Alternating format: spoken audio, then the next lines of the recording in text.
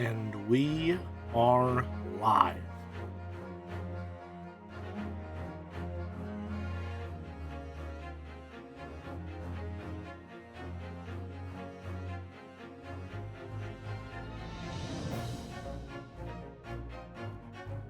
Ads.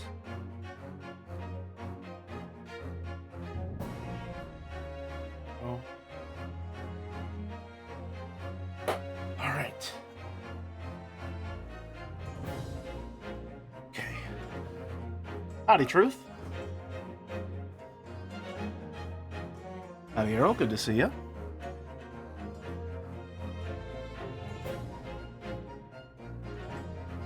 I thought I was going to miss this one. Glad you could make it. People, howdy, hey. Should probably get a JC point at some point.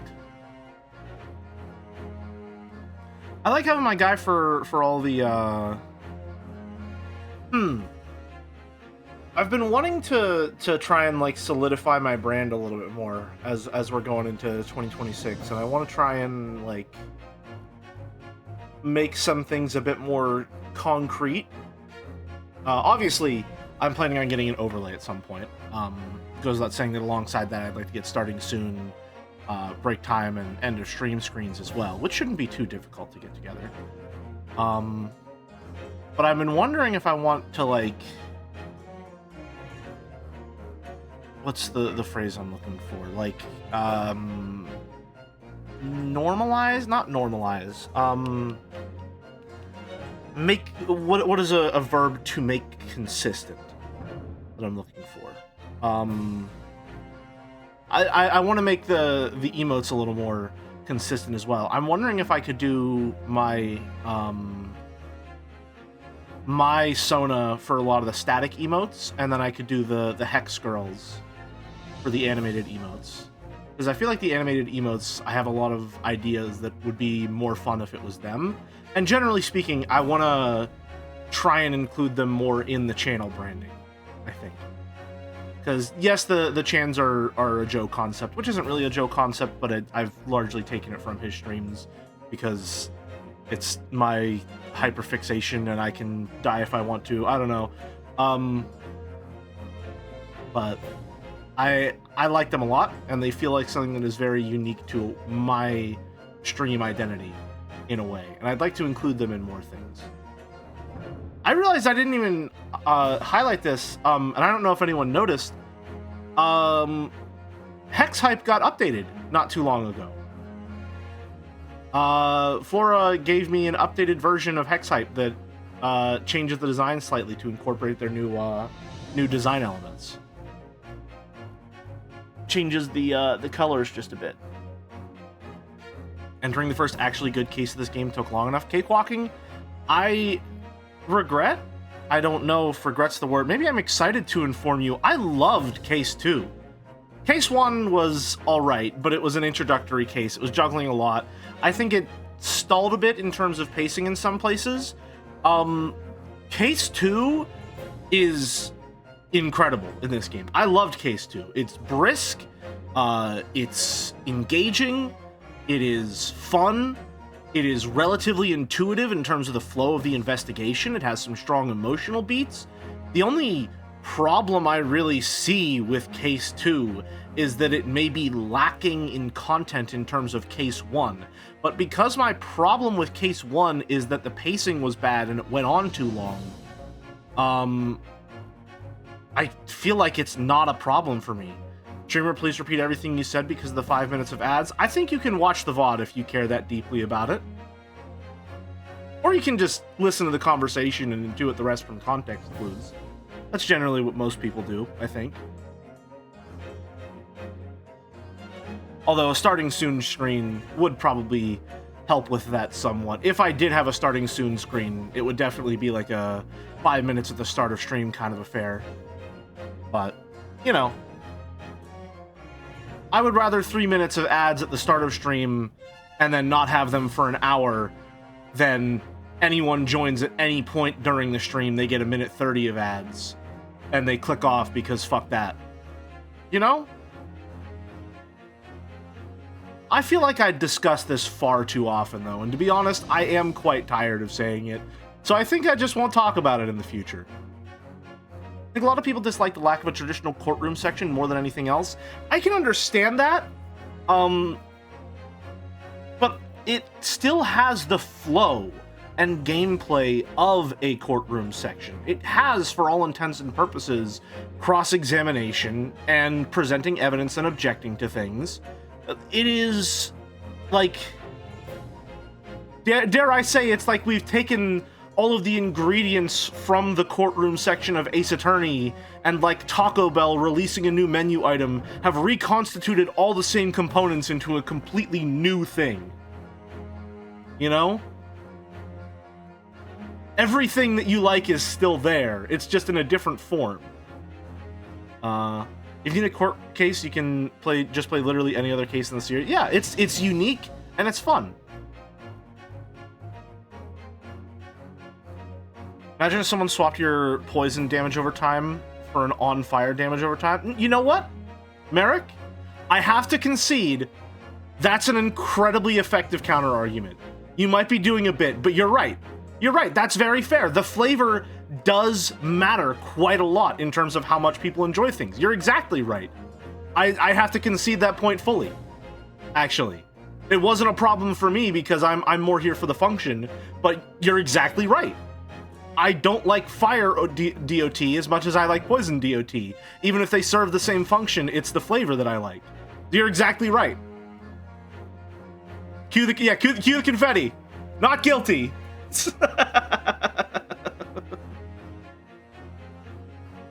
Oh man. Anyway, happy to have you, folks. Really excited to get into more of this. I don't know. I don't know how to feel about these afternoon time slot streams.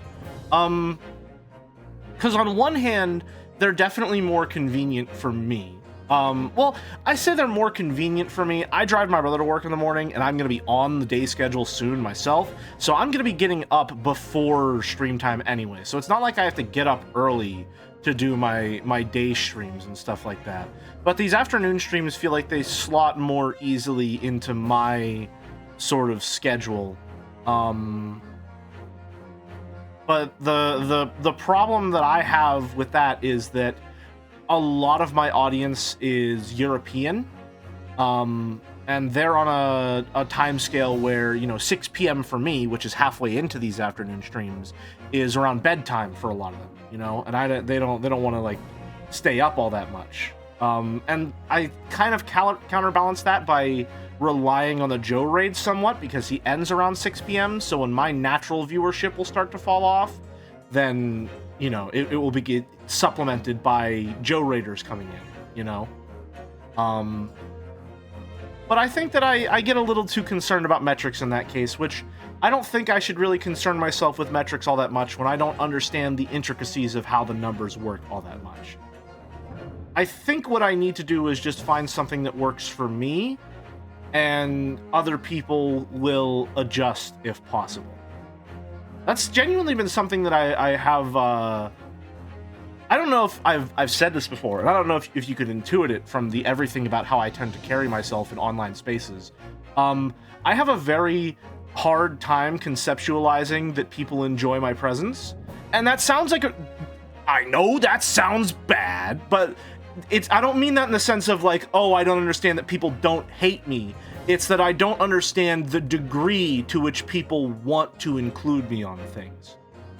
Including, but not limited to, their daily schedule, right?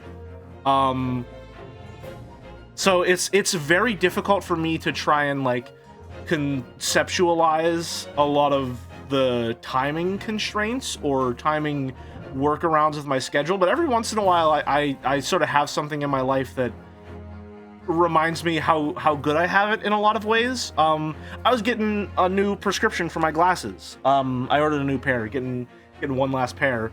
Basically the same exact frames I have right now, which are a nice brow line, but bigger because I have a bigger face.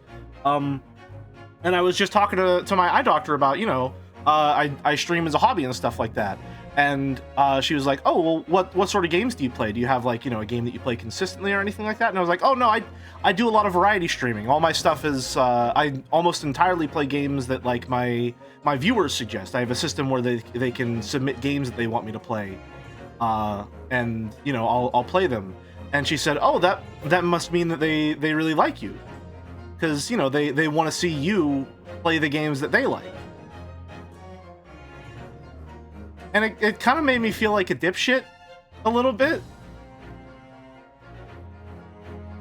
And I think it's just sort of having that conversation with just a normal person out there in society, and them just saying that so frankly, like it was the obvious conclusion. Every once in a while, you just sort of need a reality check.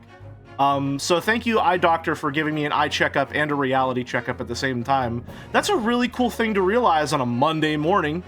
I gotta tell you, it's very fun to think about how the conceptual structure of my streams proves that people enjoy my presence. Fun little logical theorem, that. Fuck you, put the airplane game in the bag. It's the thanks stream, yours is insured.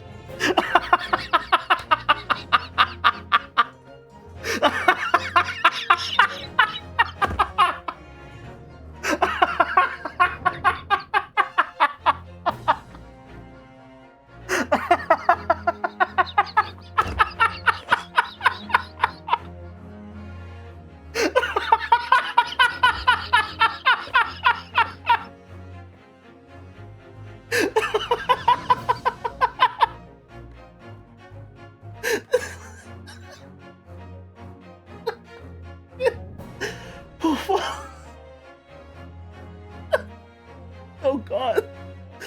Oh my fucking Jesus Christ, fucking critical hit on the giggle trigger. God damn. Oh my god. Damn. Alright, well. Jesus Christ. Let me get some water and also turn my fan on a little bit, which it's fine. I'm not sweaty enough to compromise the audio quality of my stream, especially when I'm going to be doing so much reading.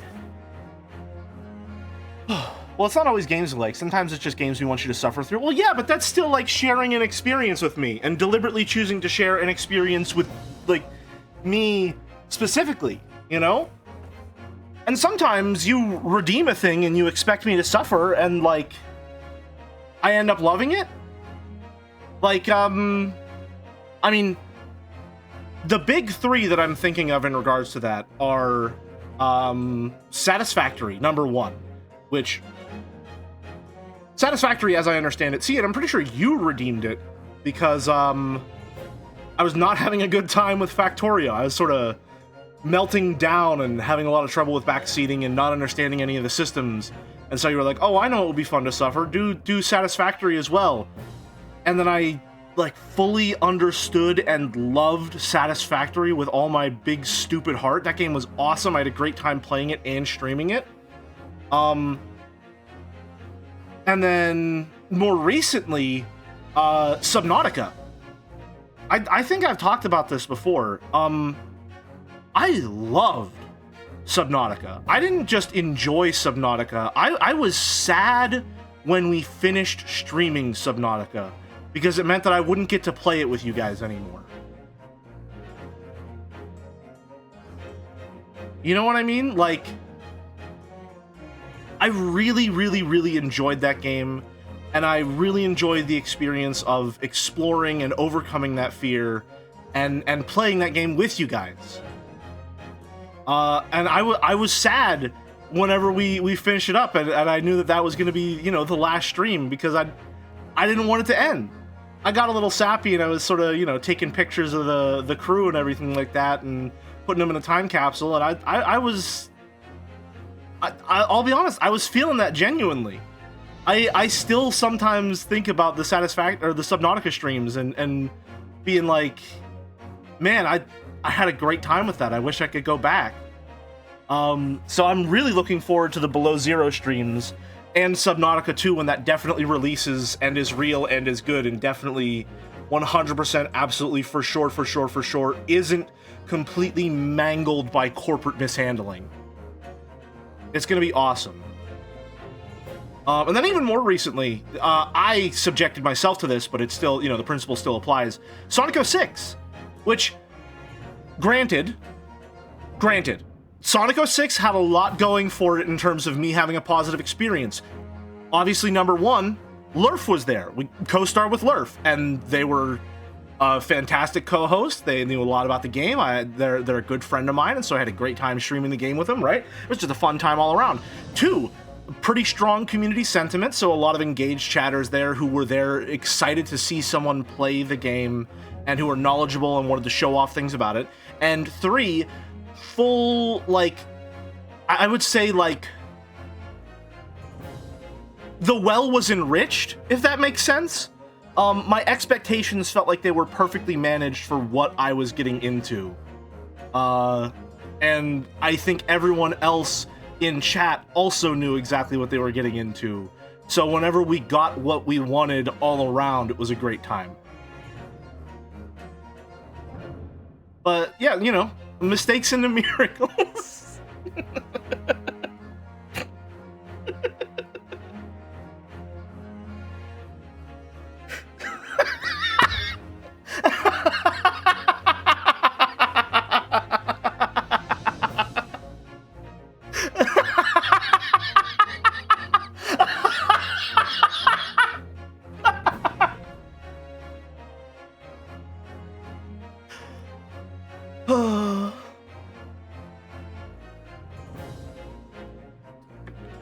Merrick, I've got to say, there are a few things I find as a streamer more gratifying than getting an all caps message from you.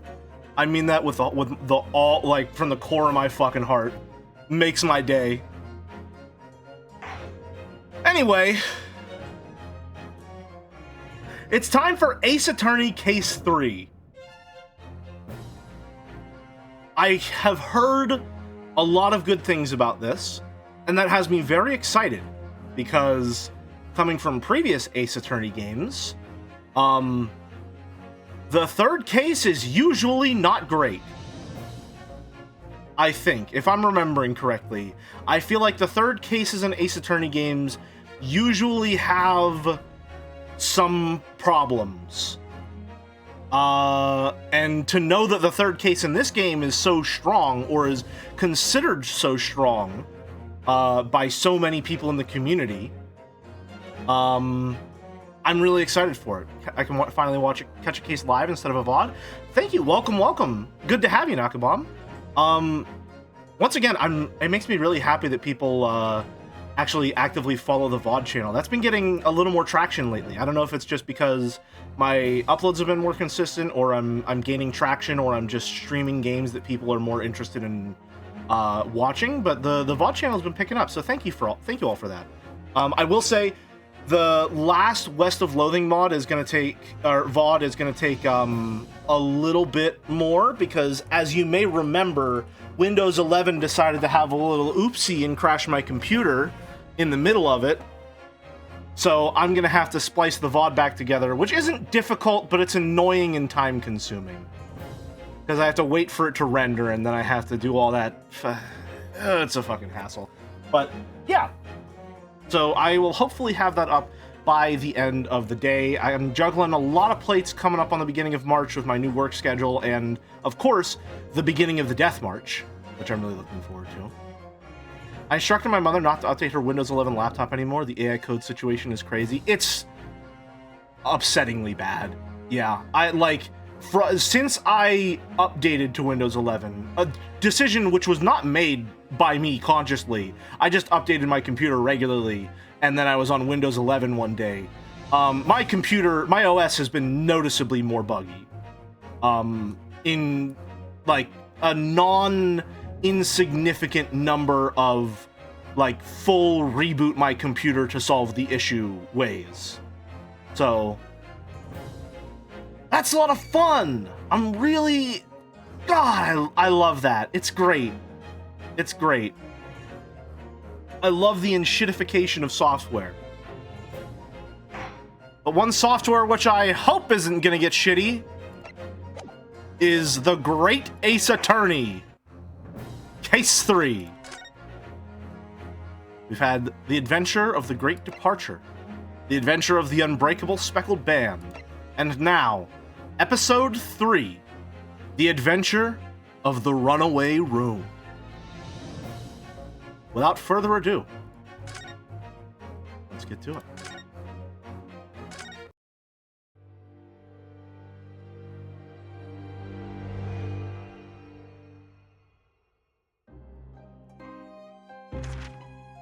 Glancing over my records of the late last century, I am faced by the events of a certain bitter winter.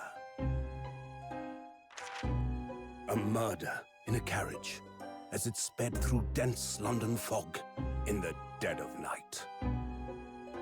Though the victim and the perpetrator were the only ones inside, there were multiple witnesses to the crime itself. However, none could have imagined at the time that such a seemingly obvious case as this would end in such a horrendous manner. My friend, Mr. Herlock Sholmes, once said of the incident, "I believe that perhaps that case was indeed the prelude, the beginning of a long concerto that impressive Japanese student and I were to play together."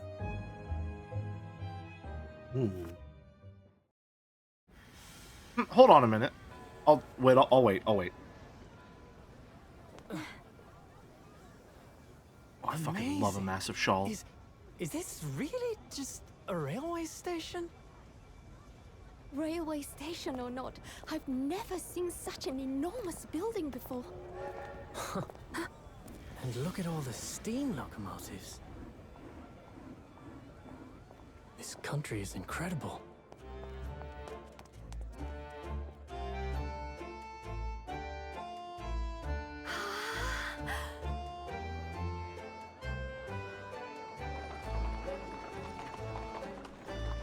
Decently animated horses?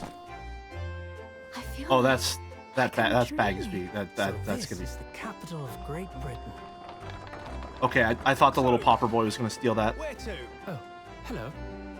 Climb aboard. I'll take you wherever you want to go. In that case, the Supreme Court in Whitehall, if you wouldn't mind. My pleasure.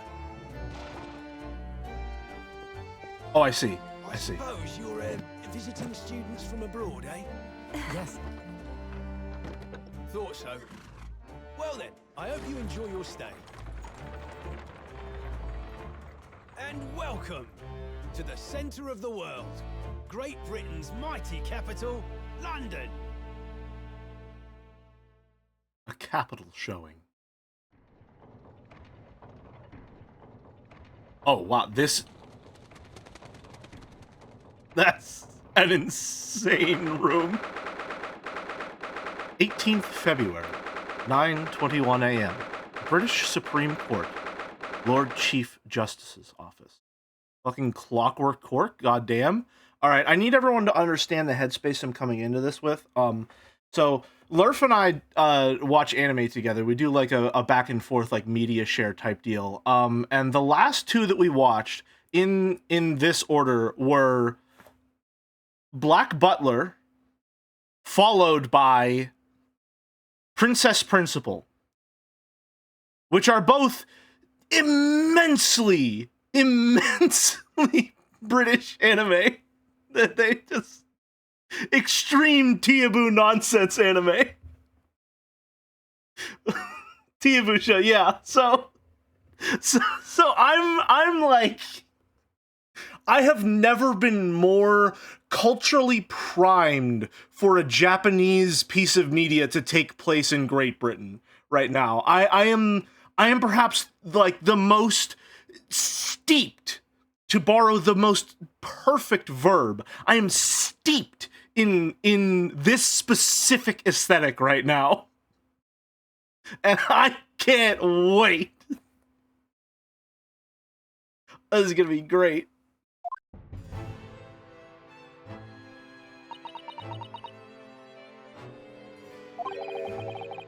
What an incredible place. So imposing. It's almost suffocating. This place is breathtaking. Looks like a fortress. A team for... There's some stone buildings like this in Japan now, of course. They've only been built in a few short decades since we opened our borders to the outside world. An authentic example like this has quite a different impact, wouldn't you agree? Far cry from the wood and paper most of our buildings are constructed from. It's certainly unfamiliar. But I think there's more to the differences than just construction materials. What is this place again? I'm sorry, I've now misinterpreted the upside down 6 on the clock as the Netflix logo, with like seeing this and seeing an N with the red. I was like, oh fuck, we're in the Netflix headquarters. They're gonna make an animated short about our. They're gonna make an animated series about our life. It's gonna go for 1 season, and 17 septillion people will watch it and rate it 5 stars, and then we'll get canceled midway through development of the 2nd season. What is this place again? This is the Lord Chief Justice's office, Naruhodo-san, in the Supreme Court of Great Britain. Lord Chief Justice of the Supreme Court of Great Britain. A lot of superlatives here. We had instructions to report here at this time, if circumstances were different. We were supposed to let the Lord Chief Justice know that we had arrived from Japan. Kazuma can't. No. So instead, we are here in a different capacity. As envoys to report the news of Kazuma-sama's death. Yes. And having delivered his or her message, an envoy's duty is done. So, we have to return to Japan. If we want to remain here in Great Britain, we have to take Kazuma's place as the law student selected for the study tour. Yes, which means you need the requisite qualifications as a lawyer. Which is what I've been studying for. Here in Great Britain, it is the Lord Chief Justice who appoints lawyers. That's the second reason why we're here. Have you officially recognized as a lawyer? It's the only way that we'll be able to remain here in London. Hope I'm up to scratch. Good morning. Sorry to keep you. Oh, wow. Huh. Well, you're most certainly evil to some degree, huh? A very intense face you've got going on there. Oh, I trust you aren't too exhausted after your long voyage from Japan. Seems I'm 1 hour, 12 minutes, and 47 seconds late. My apologies. Oh, no, don't mention it. We've never been we're never happier than when we're standing around with nothing much to do. How fortunate. So, introductions. I am Mael Strongheart, Lord Chief Justice of the British Empire. And I feel like a little mouse under an elephant's foot. Mouse, you say? Come on, Mr. Naruhodo, don't be a mouse. Oh, it's an honor to meet you, Lord Chief Justice Strongheart. I'm Ryunosuke Naruhodo from the Empire of Japan. Well, Mr. Naruhodo. Welcome to London, the capital of our glorious British Empire. Yes, thank you.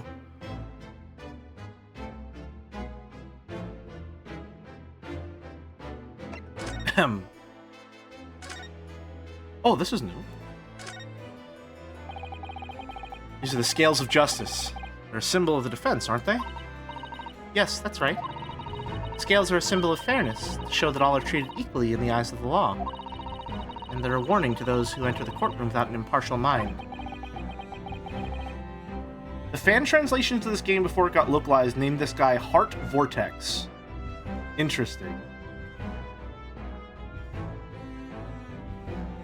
My name is Leon Lion. But they're the mark of the defense. It would be more auspicious if they were weighing more heavily on the not guilty side, I think. Very impartial, I'm sure.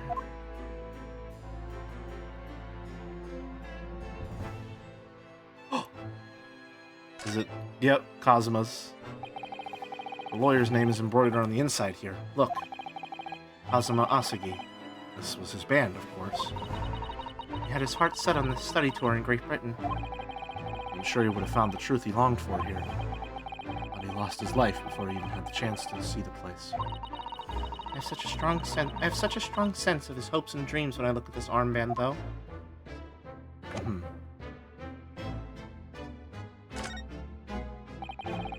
Lord Strongheart, may I show you this? Accept this item as your receipt, examine it thoroughly, and make a formal statement of my findings. It requires something in the region of 24 seconds of my time. Sorry? Does the item warrant 24 seconds of my time, Mr. Naruhodo? Let's leave it for now.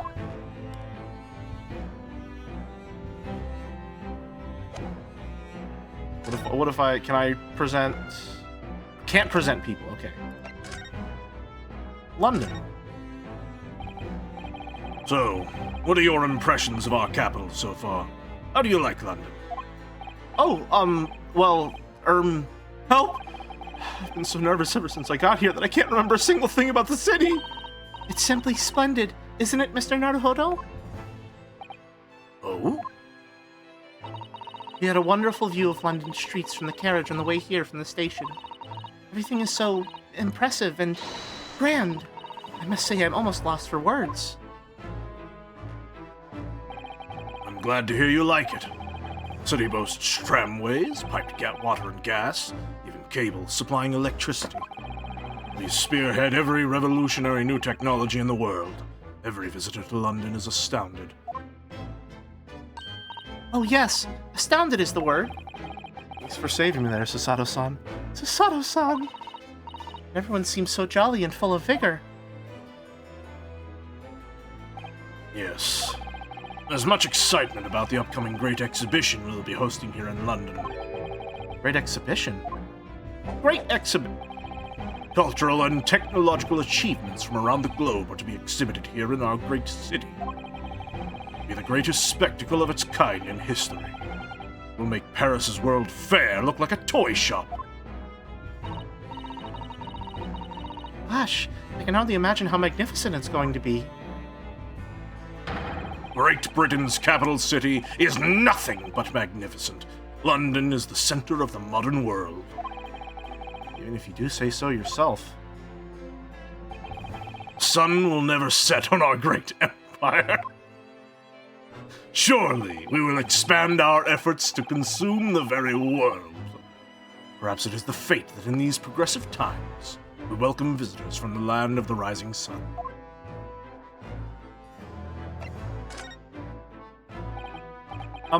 Lord Chief Justice. Lord Chief Justice? I think you were expecting a student of law for this study tour, weren't you? Absolutely. A Mr. Kazuma Asugi, if memory serves. That's right. The British government has already been telegraphed a full report on the situation. I understand the young man lost his life aboard the steamship bound for our shores. It's amazing. News reached him before we even arrived. My country naturally extends its deepest condolences to yours. Oh, thank you. And you honored this appointment specifically to inform me of the news? Yes. We are here in the capacity of envoys from Japan to report the sad news in person. Tell me you Japanese are a people of protocol and courtesy, and I see that it's true. It is with some regret that I must inform you. The death of the young lawyer means the study tour arrangement can no longer proceed. If you would just hear us out, Lord Strongheart. What do you have to say, madam? It's about the study tour. Mr. Naruhodo here would like to make a proposal. Would he now? Well, Mr. Naruhodo? This is it then. Moment of truth. I'm a lawyer. The thing is, Lord Justice, Lord Strongheart, I was wondering if perhaps you would consider allowing the study tour to go ahead? Don't misunderstand me. Britain would ideally like to see the tour go ahead. Without a lawyer from your country, there's nothing to be done. Well, in that case, what if there was someone else? Another lawyer from Japan, I mean. Is there's something I don't know. Only a single lawyer was invited to Great Britain from your country, and that was Mr. Asugi. At least, that is what I've been led to understand. Well, the thing is, this really isn't going well at all. I just can't seem to find the right words to say to this man. Mr. Naruhodo. Ruin things here if I'm not careful. What am I gonna say? There's someone else here from Japan who could be described as a lawyer. Or if there's someone else here from Japan who could be described as a lawyer, it's Miss Sasato! We're the paralegal in this game instead! It's me! It's me. I can do it! That's so.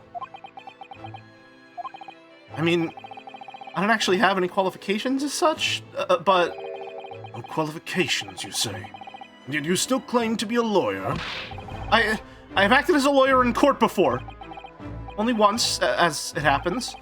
And I had Kazuma to help me, and I was the accused, but glossing over the details. I've been spending every spare moment on the journey here to Great Britain studying. I've learned all about British law and court proceedings while I was on board the SS Boria. Voyage from Japan is some 50 days, I believe. Not what you might call a full education. To become a qualified lawyer here in Britain, not only do you need a university degree in law, you must also complete several years of training. I realize it's a far too short a period of time, but I can't just go back to Japan. Kazuma, Mr. Asugi's journey had only just begun. Here on the study tour was all he thought about. I have to carry on and do everything he planned to do. Remember when forging your law degree, do not admit you don't have any qualification. Exactly. Lie during your interviews. Unless they prove you wrong, they can't call you a liar. I know it must sound like I have an overly inflated opinion of myself, but I would do anything to prove that I have what it takes. Any test you care to set me. Just one chance. That's all I'm asking for. Please! 31 seconds. Sorry? Your opening statement there, Mr. Naruhodo. It was 31 seconds long. Not too brief, not too protracted. A perfectly judged appeal, I would say. Which is a skill that would stand you in good stead as a lawyer. Oh, thanks. So, you're willing to put those words to trial, are you? Well, I'm all for entertainment. Huh? But let me ask you one thing first, sir. Yes? You say you intend to do everything Mr. Asugi planned to. Are you firmly set on that path? Well, yes. That's my intention. I see. Am I imagining things? Or did his expression just alter a fraction there all of a sudden? Very well. You have your wish. I'll give you a chance. The test to become a specially certified lawyer. Whether you pass or fail is entirely down to you. Really? Oh boy! A test! A lawyer test! So, what form will the test take exactly? Love of the ominous center shadow on his face is permanently baked in. Yeah. He's just got a very indented face is all.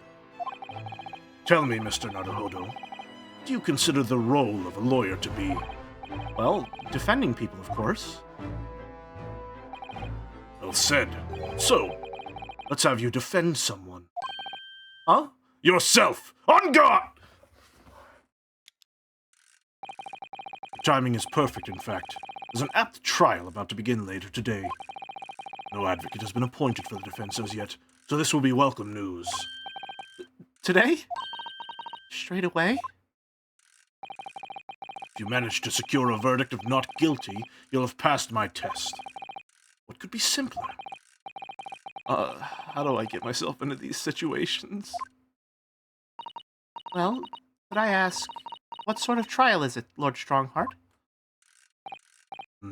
Yes, good question. I remember.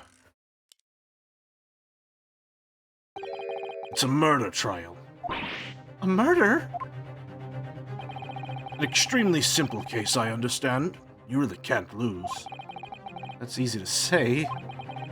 But I should mention, just in case, if the defendant is found guilty, he will of course be sentenced to capital punishment. Capital punishment? He'll be put to death? Here in Great Britain, murderers are sent to the gallows without exception. Presumably, you read that much in your short sea-based introduction to British law. We can't possibly agree to such a test. We would be toying with a man's life. I am the Lord Chief Justice, and I've decided it's acceptable. But you can't do that, can you? There's no need to overcomplicate this. All you have to do is ensure that you don't lose. Just don't lose. Duh. Obvious, just don't lose. So the defendant may live or die, depending on how well I perform in court. If I lose, he'll be hanged. Mr. Naruhodo, you've come to me claiming to be a lawyer. You want me to take you seriously, you need to prove you're willing to do a lawyer's job. And you say you intend to see through the will of your compatriot, Mr. Asuki. I would like to understand just how far you're willing to go in order to make that happen. Testing my resolve. What's the matter? You've fallen silent. I'm sorry. The time is pressing. The trial begins shortly. I need an answer from you now. What's it to be? What do I say? Do I agree to this absurd test? Nah. I'll do it. All right then. If I have to give you my decision now, I'll. Oh, what did he say? No, it's a court record. Wrong. Back. My answer is this. I can't do it. I can't get the words out. 15 seconds. Your decision-making needs work if you want to be a lawyer. It was too slow. So, it's as I suspected, is it? Sorry? You have noble intentions, but lack the resolve to see them through. The test is cancelled. Thank you for stopping by. Go and acquire your ticket for passage back to the east tomorrow. This conversation is over. Yes, Lord Strongheart. Thank you for offering me a chance. Mr. Naruhodo-san. Sorry, Miss Sasato. What could I do? All right. I understand. You do? It's not an easy decision to choose whether to defend a man in these circumstances. Resolve has absolutely nothing to do with it. What are you trying to say, madam? I think what Miss Sasato means is that no matter how badly I'd like to be recognized as a lawyer and stay here in Great Britain, to risk another man's life by treating his one and only chance at trial so trivially would be utterly unforgivable. I feel exactly the same way. I'm sure the defendant won't see this trial as a test, some kind of experiment.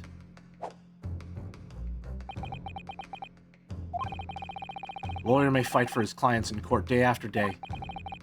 For each one of those clients, a particular day they stand in the dock may be the only chance they have to fight to prove their innocence. No, I was wrong. I'm not qualified to do that job yet.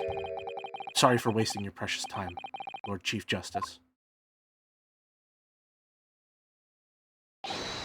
Wait, Mr. Naruhodo. Oh, was there something else? It's approximately 20 minutes by carriage to the Old Bailey from here. You leave immediately, you should still be there in time. But I just said that... I was quite serious in what I told you. The defendant in this case has literally no one to advocate for him. What? At this point, he can't hope to find someone to represent him. The trial will begin without a defense. If that happens, there's only one possible outcome. He will receive the most severe sentence the judge can pass down. But that's awful! But that is the truth. Why does it have to be like this? Because we are the most advanced civilization ever. For sure, definitely. And the sun will never... Please don't expect an answer to every question. The cold, hard truth of the matter is that there is only one person now with a chance to save this man from a very miserable end. And that is you. Really his only hope? So, what do you say now, madam? Me? What do you mean, Lord? I kind of... Both comedically and like narrative. I love that she's really the one driving the fucking train. Honestly, like, I think there's a world where you really are just her paralegal, and the game proceeds mostly the same way. She's driving the fucking bus. She's Alex Vancing this. That's a great way to put it.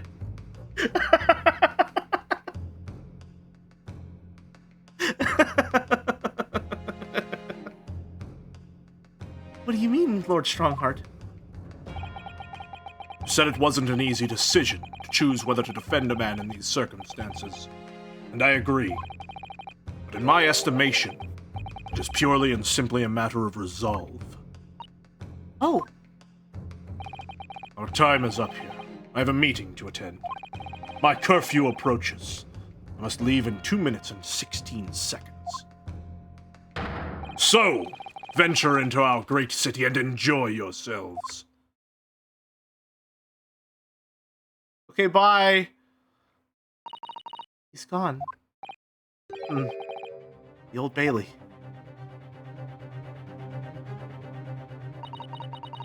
We're going to do this, Mr. Naruhodo. We must leave at once. What do we do? Mrs. Sato, can I just ask you something?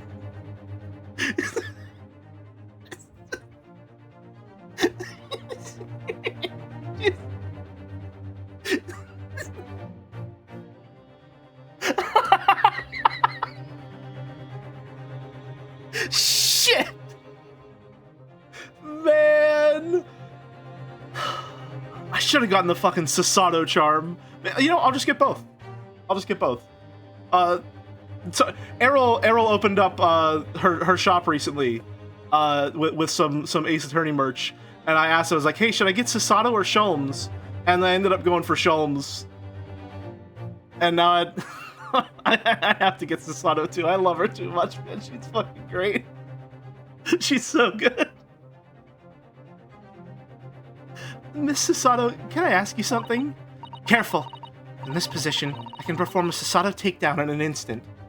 Fucking rush down grapplers, man. This shit's crazy. I'll give you a code to make sure you don't pay shipping twice. Thank you, Errol. How dare you try to ruin my chance at being in England? I know. Mr. Naruhodo, you heard Lord Strongheart. The trial starts imminently. I need to throw you, I will. You know, you could just say, I think we should hurry to the courtroom. I don't know if it's the voice, but now she seems even more similar to the Of the Devil android. Forgetting Sarah's name! Tisk, chatter! I call people chatter when I'm trying to dehumanize them for doing things wrong. That's not true at all. That'd be crazy. Are we in fucking Big Ben? We are in Big Ben. I've only tuned in occasionally. Merrick, this is like whenever you're doing something wrong, and someone's like, hey, you can't do that. You're not supposed to do that. That's wrong. You're not allowed to do that. And your counter is, but I've been doing this all day. That's just someone found you digging a hole, and you're like, hey, you're not allowed to dig a hole. And you're like, but I've been digging this hole all day. You're not allowed to dig the hole in the first place. The length of time at which you've been digging a hole, it just makes it worse. Never confess to your crimes. You need to ask me anything. But I better wait until we're at the Old Bailey. Okay. But what about this armband? Mr. Sato, can I just ask you something?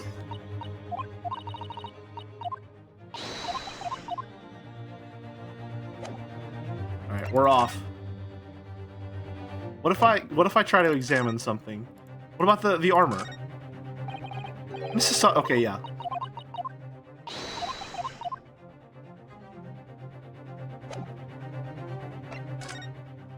Nope, wrong. Move. We gotta go. The Old Bailey.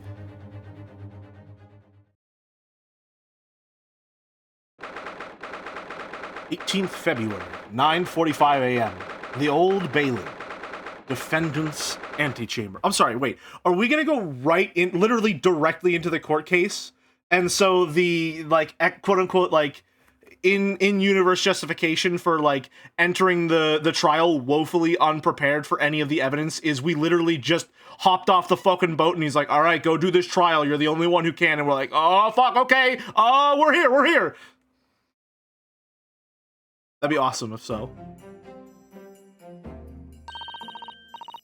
Thank goodness, we're in time. There's still 15 minutes until the trial begins. Never knew a horse-drawn carriage could go so fast. Thought our teeth were gonna rattle loose. Did you hear what I said to the driver when we climbed aboard? Get us to our destination in 5 minutes, driver, and there's a guinea in it for you. It's one of my favorite lines from the Herlock Sholmes stories, and it worked quite perfectly. Not sure why you're so pleased. I thought we were gonna die, and we had to pay gold for the privilege. Well, at least we arrived here before the trial started. Yes, I suppose there's that. Anyway, I don't understand it. The court clerk said the defendant should be here, but there's no sign of him at all. I fully expected Herlock Sholmes to be there. Anytime the camera pans in this game, I worry that he will appear. This is the Old Bailey. Even this room for defendants to wait in is grand. Are you alright, Mr. Naruhodo? Feeling tense, that's all. This place gives me the same sense of foreboding that I remember from the Supreme Court in Japan. Oppressive air, almost as if the building itself is going to crush whatever is about to be sentenced. Feels like only yesterday that I was the one about to be crushed. I love Sasato's thinking pose. It makes her face very round. I was thinking the exact same thing. I really, really love how she emotes. Yes, whoever the man you're to defend is, I imagine he's feeling very alone at this moment. Top of the morning to you, madam. Sir? What are yous doing following me here? Things are fair desperate, are they? Sorry? Just look at those expressionless faces. From the east, are yous? We're from Japan, yes. Ah, Japan, is it? Right, say no more. So, how much do yous need? No, we're just here because... No need to explain, fella. Been here myself, so I have. No place to go, nothing to eat, barely a penny to your name, and all while in a strange, faraway land. Well, actually, he's doing the fucking cinema pose. We haven't found a place to stay yet, no. Tis grand, tis grand! Let me start by giving yous 1,000 guineas. Say nothing now! How did you have this voice just ready to go? It's just in there. They're just, I don't know, fucking rolling through the CD collection, putting a tape on. I don't know what to tell you. 1,000 guineas? Please, Miss Sasato, you don't have to shout. But 1,000 guineas is enough to build an entire mansion in the most prestigious area of Tokyo. What? There's nothing to me at all. I like to ensure I have sufficient funds to weather a rainy day, you see. I have enough wealth to buy the city of London 2 or 3 times over. I do hate to be the bearer of bad news. This guy's Irish and very Irish. Well, anachronisms are nothing new to the Ace Attorney series now, are they? Plus, I can't pull an Irish accent from the id just yet, and I quite like this voice. Overruled! Did that much rain even fall in one day? Well, it is London. Well, even so, we couldn't possibly accept such a large sum of money. It hit me in the eye. Don't get me wrong, fella. I'm not giving it to you no strings attached. I'll be wanting you to do something for me. Oh? To be honest, it is a little embarrassing. The trial's about to begin, you see. It's for me good self here. I'll be in the dock. So now, what I want you to do is come along with me and stand there beside me. Officially, you'd be my lawyer, but that's just a little detail now. Well, the thing is... Don't worry about a thing. All you have to do is stand up there next to me. Nothing more. Otherwise, you see, a trial is going to start without me having any kind of representation at all. So it was true. Lord Chief Justice wasn't just making it all up. I'm terribly sorry to have to ask, but does that mean you're the defendant in this trial? Bluster and blazes! Do yous not know who I am? Me, one of London's biggest names! No, sorry. We've only just arrived in the city, you see. I see. Suppose it isn't altogether impossible. Well, just next to Hyde Park, there's the centre of London is another beautiful park. Sorry? Park? What? It's called McGilded Park, full of blossoming flowers in the spring and singing birds and whatnot. I donated to the city, so I did. An entire park? In central London? A city of smiles. That's my vision for London. There's nothing Magnus McGilded wouldn't do for a city and its queer old people. That's amazing. I mean, really extraordinary. But now they've the gall to say I'm a good-for-nothing criminal. Me, Magnus McGilded. What's the matter with these London police, I ask you? All right, don't pass out. Mr. Naruhodo, perhaps now would be a good time to introduce ourselves while the gentleman catches his breath. A good idea.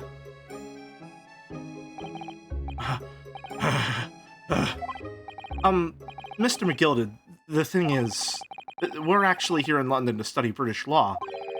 We're law students on a study tour from Japan, you see. So, if you don't have a lawyer for the trial yet, and you'd be happy to put yourself in our hands, we'll do our best. What was I after saying, you daft idiot? I've given you 1,000 guineas to stand up there next to me, haven't I? Well, yes, but I wasn't really offering to just stand up there next to you. Oh, I think I see what's going on here. Sorry? I know what you're thinking. This Chancellor of a fella claims to have more money than the Queen. But if that's true, why the blazes can he hire the finest lawyer in all of England? Because he did it! That's the only explanation! Well? Well... Exactly.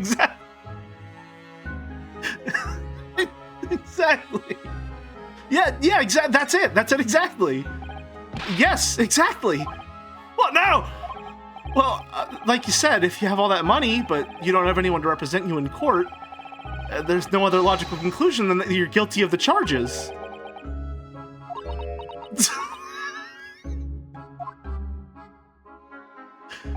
Well, you call a spade in the East, so you do. Oh, I'm sorry. I didn't mean any offense. I still can't express myself very well in English, you see. And I'm never sure what's acceptable to say and what isn't, so... Is that so? Because you sounded fluent enough when you were telling me that I want a blackguard I must be. I'm terribly sorry. I can't say that I blame you for thinking it, fella. It is a little strange, to be honest. Why you don't have a lawyer, I mean. That would be the fault of the Reaper. Sorry? Did he just say Reaper? Aye, the Grim Reaper of the Bailey, Lord Baroque Van Zeeks. He's a prosecutor. Prosecutor is the Grim Reaper? Van Zeeks stands for the prosecution. They call the accused his sacrificial lambs. And to this day, every single trial in which he's been the prosecutor, The accused has been damned. What? So it's reached a desperate situation. But there's no one willing to stand in defense against the fella at all. You could say he's a living legend of the Old Bailey. Goodness, Lord Barock Van Zeeks. You must be exceptionally talented It sounds like you're just feeding people to his gallows.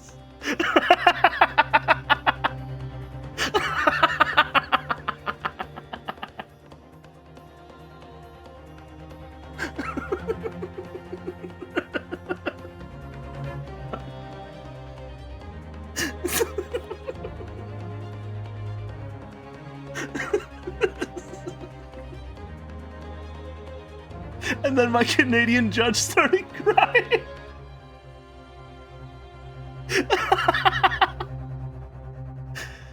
Ooh, okay.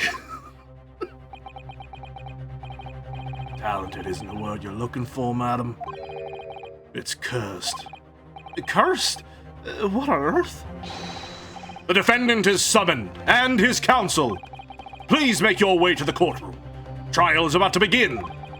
His counsel. That would be me. Oh, 'tis Tom. Well then, fella, don't let me down. But I don't know anything about the case. You haven't told me what happened. Till you showed your face here. I made up my mind, so I had. Sorry? I decided I'd have to defend myself in there. How would that have worked? Then you made an appearance. A student of law, wouldn't you know? There's no accident, I can assure you of that. 'Tis fate. Now don't get cold feet now, please.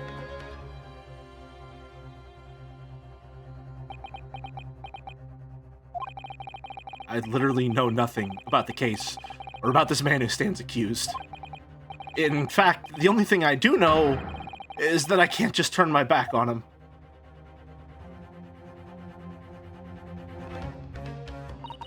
Mr. Naruhodo. Fucking God!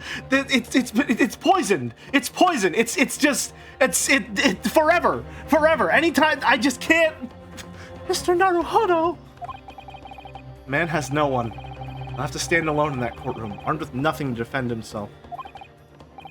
Yes, something that Cosimo would never have allowed to happen.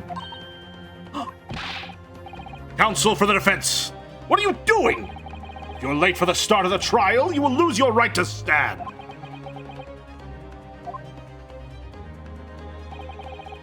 I'll be right there.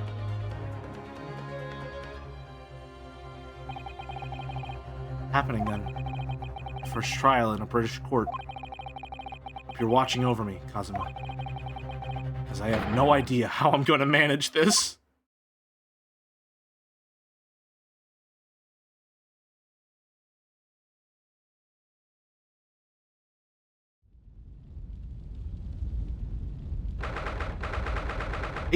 February 18th, 10 a.m. The Old Bailey courtroom. 6 of them! 6! You need 6 voices from me! You need 6 of them! So this is the highest court in Great Britain. The Old Bailey. Centuries of history in this place is palpable, isn't it? No different to the Supreme Court in Japan. It feels both imposing and serene at the same time. The atmosphere almost makes words redundant. Whatever the country, determining a person's guilt or innocence is always a solemn affair. May I say something, Mr. Naruhodo? Oh, yes, what? Hold on. One moment, please.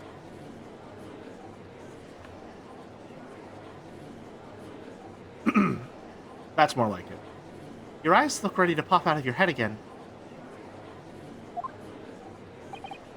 I know, but I just can't help it. Oh, we got the slam. Whoa, whoa! Oh, that's a fucking vampire.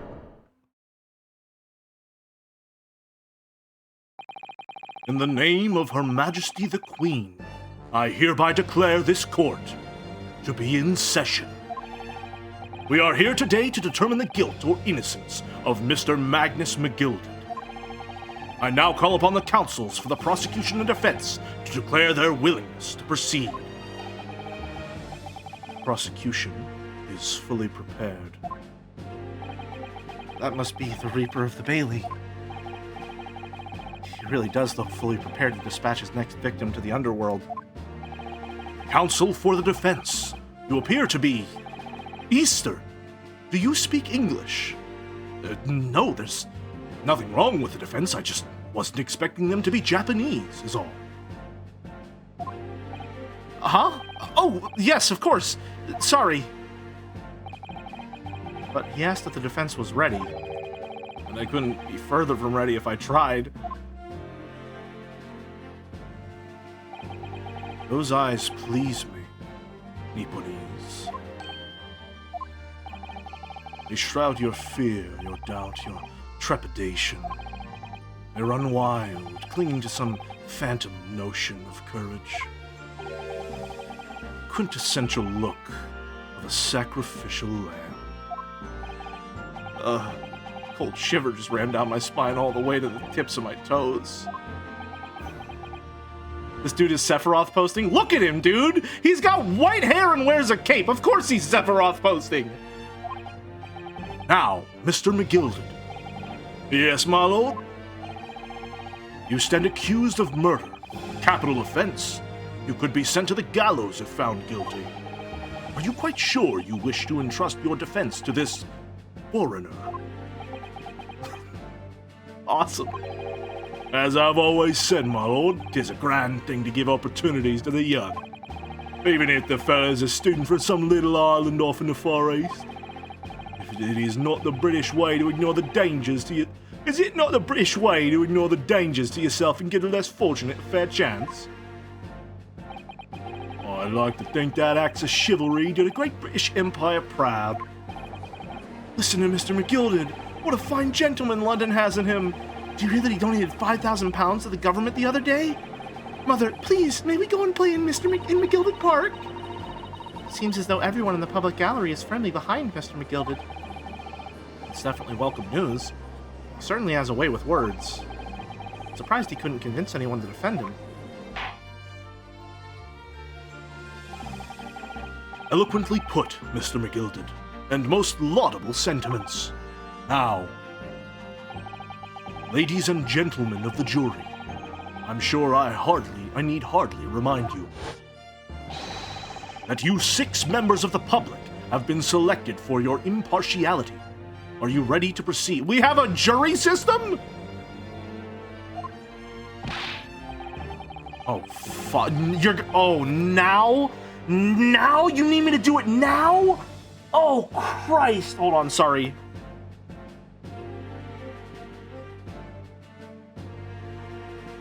God.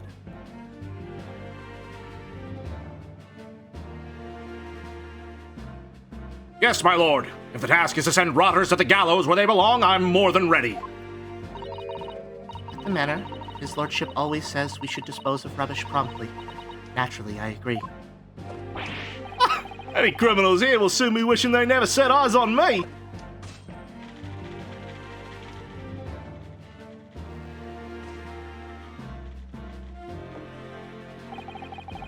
Feel it chill.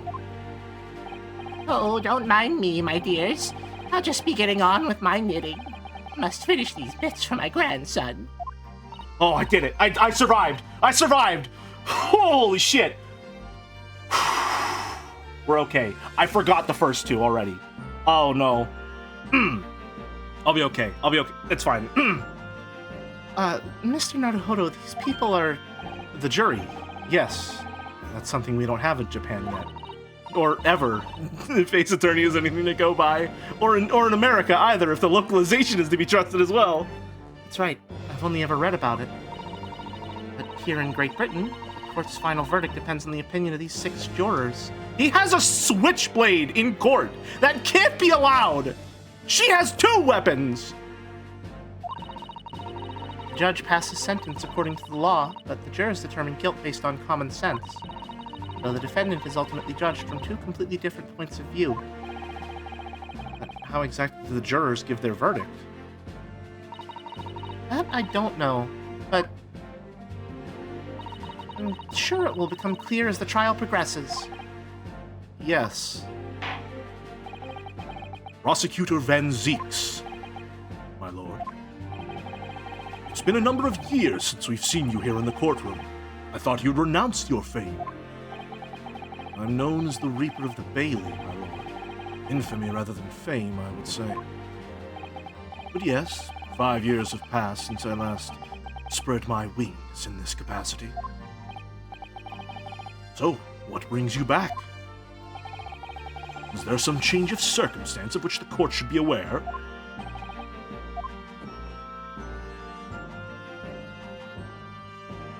Fucking Raphael Soul Calibur 5 looking ass. I leave that to your imagination, my lord. So the Reaper has been out of action for 5 years. Why did he have to choose today of all days to make a comeback? Don't lose heart, Mr. Naruhodo. As you wish, sir. The court nevertheless welcomes your return. Now then, opening statements, I think. A summary of the case, if you please. Certainly, my lord. As your lordship is aware, this is a case of overwhelming simplicity. We must be the only ones in here who aren't aware. The incident took place in the late evening. 3 days passed. The hour was some minutes after 10. The victim was a maker of building bricks, known in the community as Thrice-Fired Mason. Sorry, Thrice? He was a very accomplished craftsman. The bricks he fired were said to be almost indestructible. Uh-oh. The victim's corpse was discovered in an omnibus in service of the streets of London at the time. A dagger that had been thrust into the victim's abdomen is believed to be the ultimate cause of death. Here is the autopsy report. Strange emphasis there. Here is the autopsy report from the investigating medical officer at Scotland Yard. Thank you, counsel. I shall accept that and the photograph as evidence. The autopsy report has been entered into the court record. The photograph of the crime scene has been entered into the court record.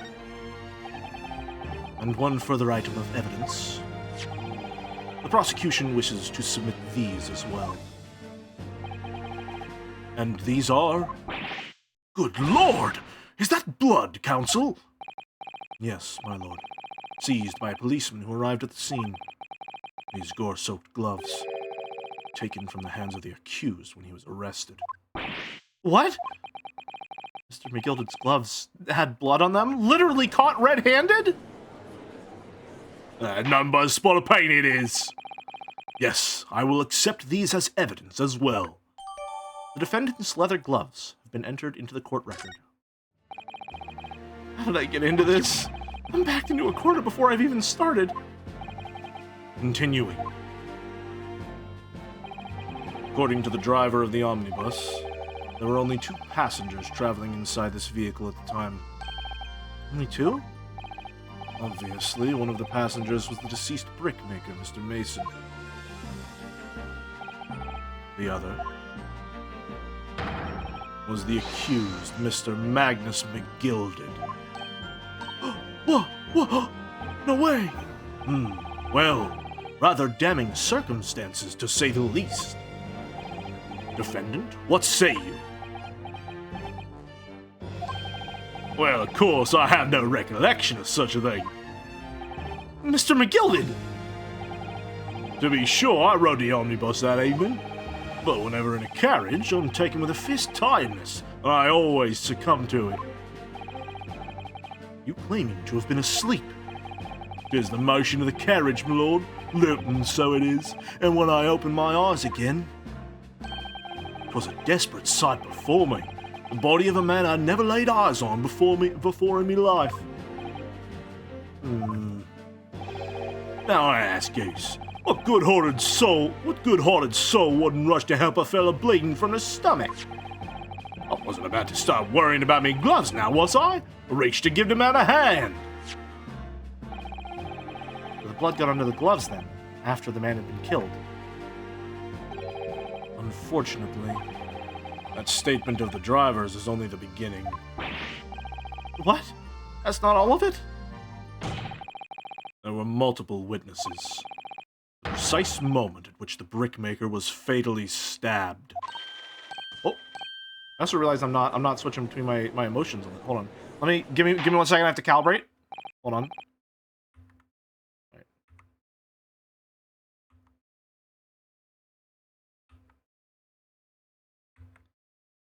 Okay. Order! Order! Order! The killing took place. Only the victim and the accused were in the carriage. And there were witnesses to the crime. This is not a case of compelling evidence. It's the nail in the coffin for the accused. Whoa. Thank you, counsel. The circumstances of the crime have been made quite clear. I think we will hear testimony from these witnesses first of all. Your wish is my command. Bailiff, bring the witnesses in at once. Oh, more of them! More of the... Oh my god! Witnesses, your names and occupations. My name is... Well, everyone calls me Beppo. I drive an omnibus in the East End. Bruce Fairplay. I'm a banker in the city. My name's First. Lady First. I make hats for gents. Let's begin by confirming the facts. 3 days ago, at a short time after 10 o'clock in the evening, all of you present in the stand were in an omnibus and witness to the aforementioned incident. Is that correct? Yes, sir. Quite right. Yes, sir. That's right, sir. Very well, then. Let's proceed to your formal testimonies, please. Each of you will tell the court precisely what you saw.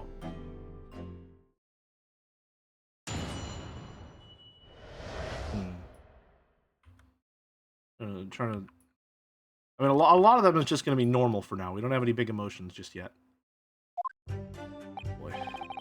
It was the last bus of the evening, so I had a few customers. I remember it well. The victim and the man accused of killing him were sat next to each other inside the bus.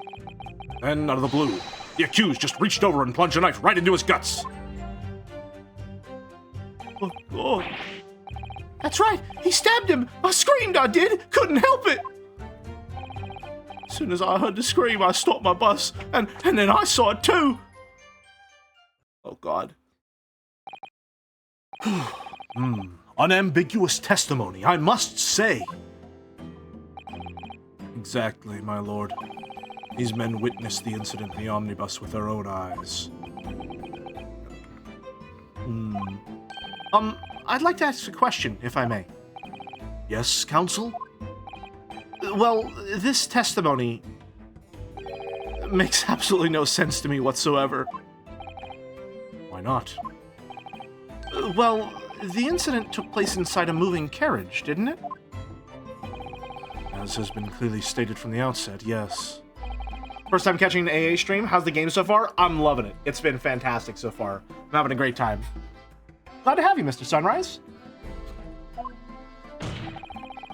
How could those two witnesses possibly have seen what happened?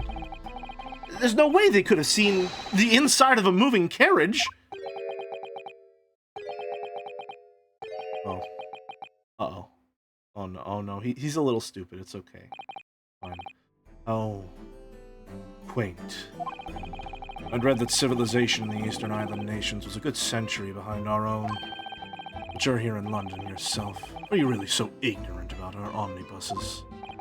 Uh-huh. Tell me, my Nipponi's friend, have you ever even traveled in an omnibus? Well, no. We, only arrived in London this morning. No matter. I've arranged for us to all see for ourselves. The actual scene of the crime, that is. What do you mean? The actual scene?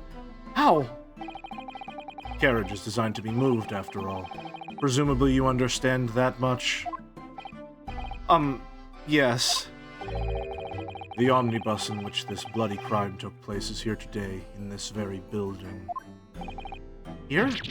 What? The entire carriage? Bailiff! Bring forth the stricken omnibus. Objection! The prosecution is racist! Overruled, such is the times! So that's an omnibus. The omnibus. Can't believe they could bring something so enormous in here. Great Britain's courtrooms are amazing. As you can see, the omnibus is pulled by 2 horses and can carry up to 8 passengers.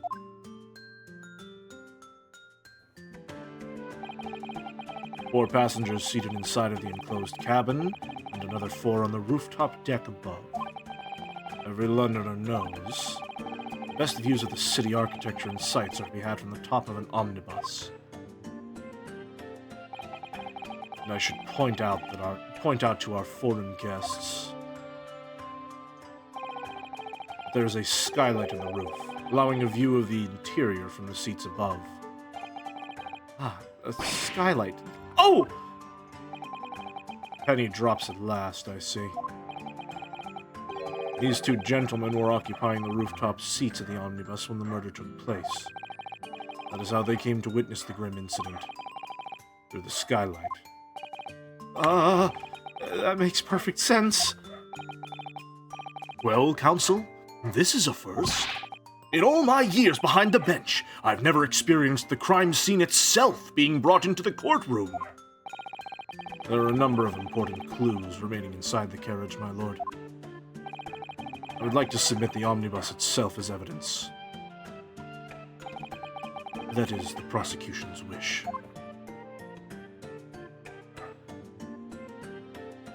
I don't know if you can hear. It's not picking up, but Ruby's going crazy right now. Very well.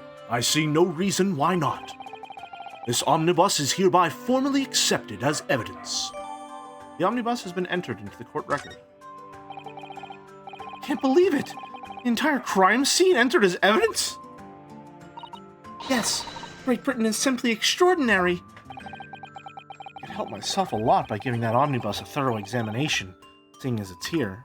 And we'll do so now, I suppose. Halt! Let us continue with proceedings, then. Your cross-examination, counsel. Alright. Let's check out what we're working with here.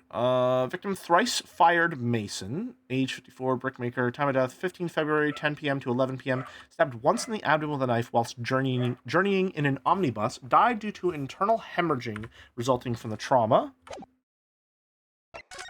Crime scene photograph. Missing a button could be important, maybe just part of his character design. Tilted down. Okay, already, well, what's the layout of the seats on the interior? Okay, so it's possible. If they're in the, I assume what's going to happen is that they're in these seats, so they couldn't have seen. There's the scene of the crime. Can I open it if I see? Master's London head office. Well, let's open the door and go inside, shall we? Scene of a murder. It's horrible.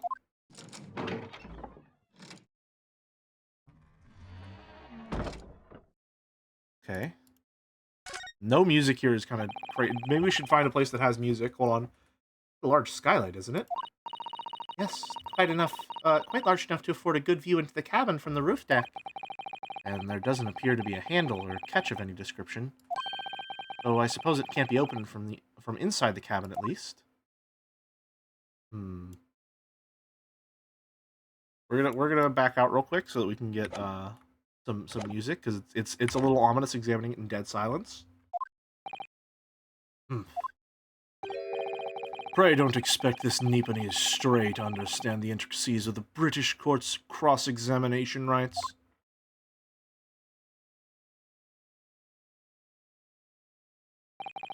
All right. First cross-examination in a British court.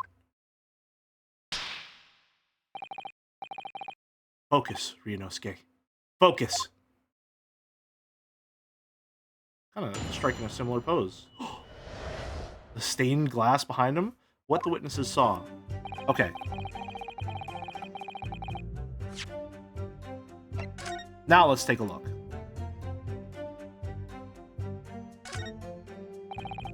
Can't find anything. Baker Street. Oh, we're getting a look up top. So this is the roof deck of the omnibus. Oh, my bad.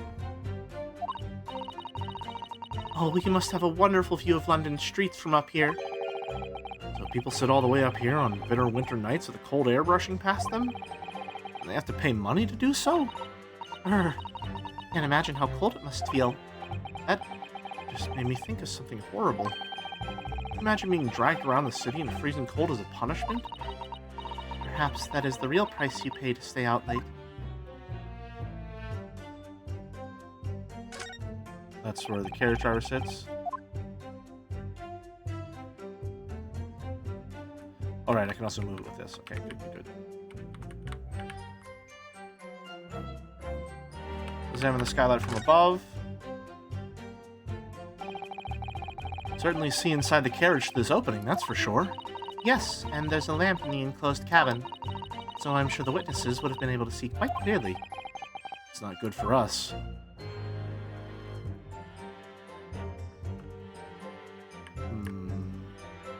Phoenix right on... I'm sorry. It's... Excuse me? It's just Phoenix right omnibus? What are you talking about? What?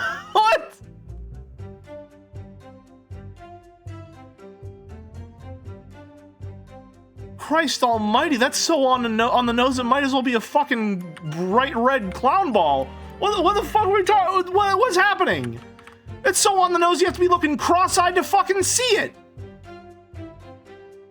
What? Say that again?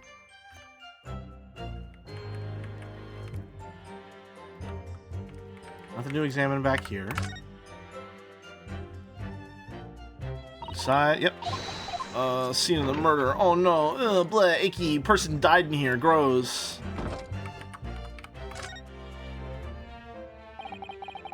It's blood that's soaked into the seat. The victims, obviously. Yes, and that seat would be clearly visible from the roof deck. Really stab somebody in full view of the other passengers like that, I wonder? Kana? Well, it was after dark, and there was a lamp in here, so perhaps the culprit couldn't see anything outside through the skylight. Whichever way you look at it, it doesn't seem like it was a planned attack.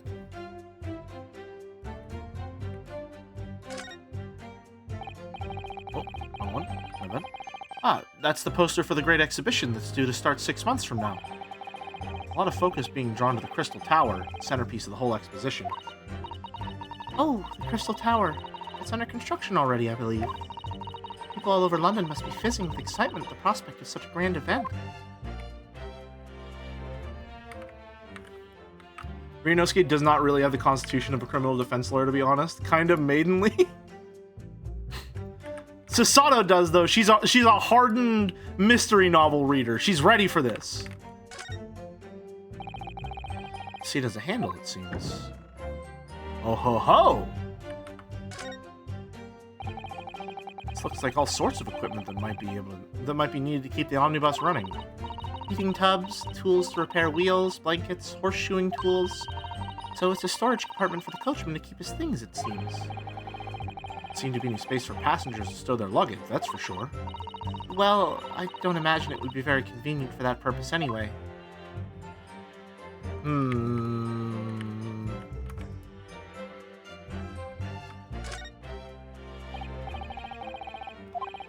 Already did that one. Okay. Seems we've examined everything we can here.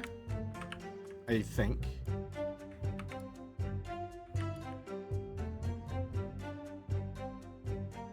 Alright. Look at the gloves. This is definitely blood, isn't it? Not the most pleasant sight to be confronted with on our first day in London. Well, nothing will come of grumbling now. Oh, by the way, is Mr. McGilded right-handed? Yes, I believe so. He was toying with a coin in his right hand a little earlier. Pity. Only he'd been left-handed. I was thinking the exact same thing. Nice. I think blood on either glove would be fairly incriminating, really. Blood on either glove would be really incriminating, really. Okay, what's the point of these on gloves? Why are these here? Stylistically, I'm not asking like an Ace Attorney. I'm asking like fashion history. Why are these here? What's the purpose of putting those little notches on the backs of gloves like that? The Naruto Uzumaki whiskers on the back of your hand.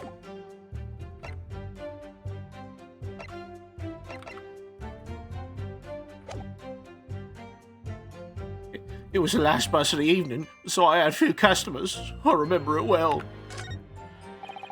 The victim and the man accused of killing him were sat next to each other inside the bus. Then, out of the blue, the accused just reached over and plunged a knife right into his guts.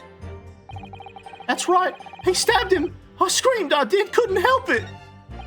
As soon as I heard the scream, I stopped my bus, and then I saw it too. Okay. Let's see. Accused just reached over and plunged the knife right into his guts. Last bus of the evening, so I had few customers. I remember it well. The victim and the man accused of killing him were sat next to each other inside the bus. Then, out of the blue, the accused just reached over and plunged a knife right into his guts. Okay.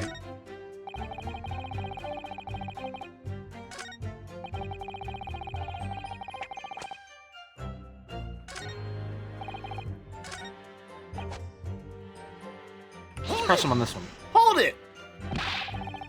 You actually saw the exact moment it happened? Didn't I already testify that? Or a fair... Oh, hold on, wait a minute.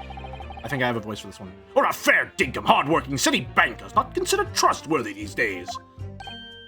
Oh, no, I didn't mean that. This is no good. Really got his back up. Perhaps you could just tell us what you saw in a little more detail, if that's... Fuck, what did I give this guy? Shit, hold on. My lord! So, no, not something that's not right. That's not quite right. Juror number 3. What's the meaning of this? My mind is made up, my lord. Completely and utterly made up. Made up about what? I don't like the stinking rich. Never have. They're always up to something or that. They're always up to something or other that they shouldn't be. Every one of them. And that little leprechaun of a man is no exception. Well, he can't fool me. What the fuck? You got fucking pyromancers in Great England? What's going on here? I'm so fucking... Does one of you get the golden buzzer? I instantly get a not guilty verdict? Well, there's no point wasting time listening to any more of this. That's my opinion on the matter anyway. Hold it! Oh. That's precisely what I was about to say. Oh. As the foreman of the jury, it's my duty to set a good example to my fellow jurors.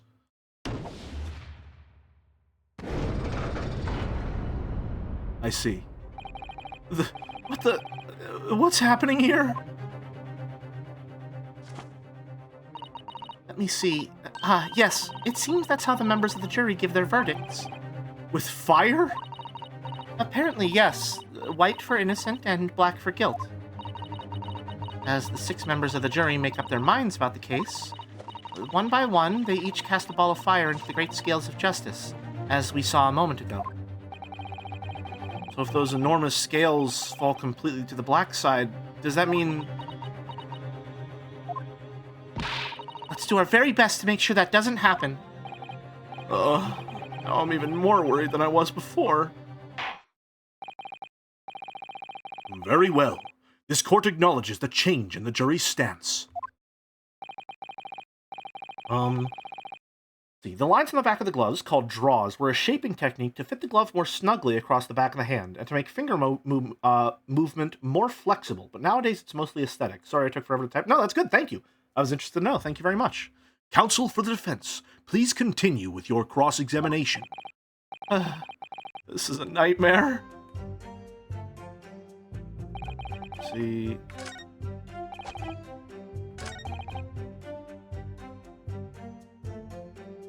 I'm gonna press him on this one.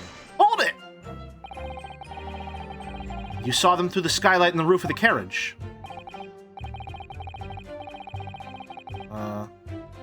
That's right. When you sit up on the top deck, the window's right there at your feet.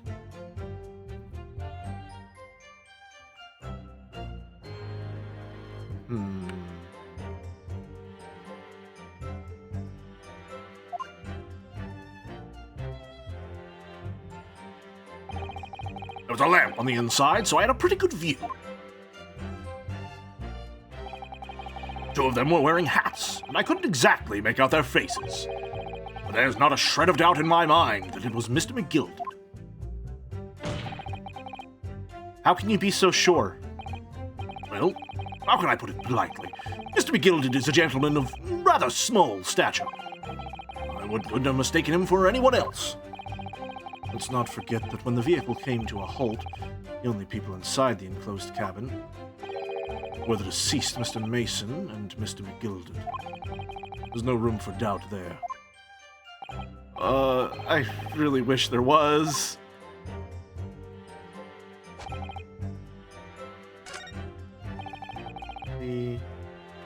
Hold it! Even without the prompt, you can still press other witnesses who aren't actively talking for some optional flavor text if you want, by the way. Good to know, thank you. He stabbed him, you say. And you were sitting up on the roof deck, were you? Yes, that's right, sir. I was up in the roof seats. I remember seeing the little gent sitting next to the fella that was stabbed. I've been thinking about a new hat design, you see, so I was gazing absent-mindedly around. But then it happened, and then I happened to look down through the skylight. Oh, it was sticking right out of his belly, that huge, great knife. Really channeling Finney, if you know the voice I'm going for on that one. A grim sight indeed. That didn't help me at all. Uh-oh. They're just fucking jabbering up there? Jury remember handing Ryunosuke a slip of paper which he unfurls and reads, "Convince me that the defendant is innocent. The timer stops when he is either declared innocent or gets executed. Your time starts now."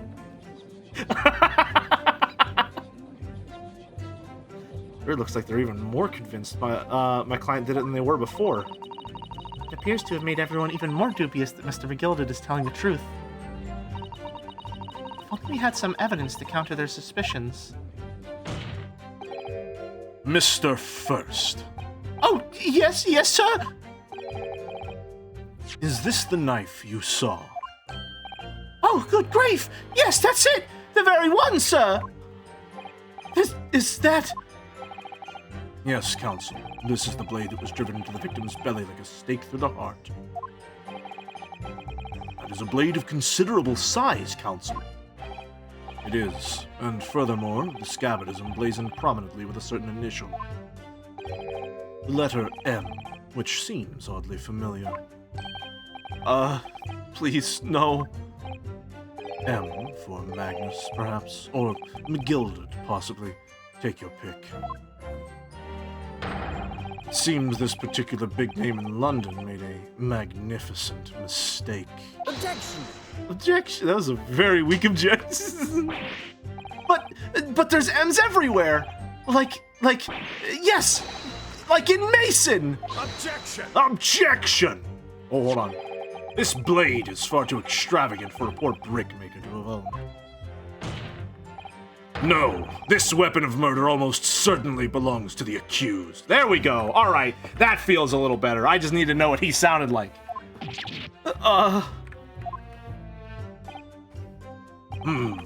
Not conclusive, but certainly compelling, counsel.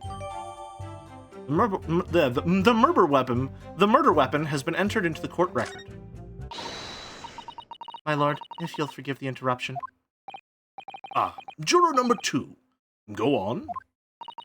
Mr. McGilded is a pillar of society and a gentleman, and a gentleman's word should be sacrosanct. However, Those of us in service know we must accept hard truths. Wait, what are you about to do? Dispose of the rubbish.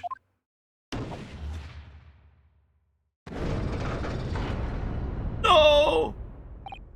Not again! I don't wish to cause offense, but I do like to eradicate all traces of filth and grime. Hold it! Oh.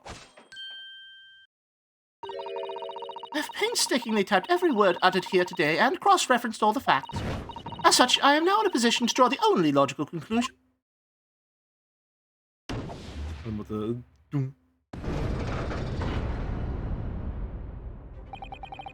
Not again! That's 4 out of 6 jury members who've proposed a guilty verdict.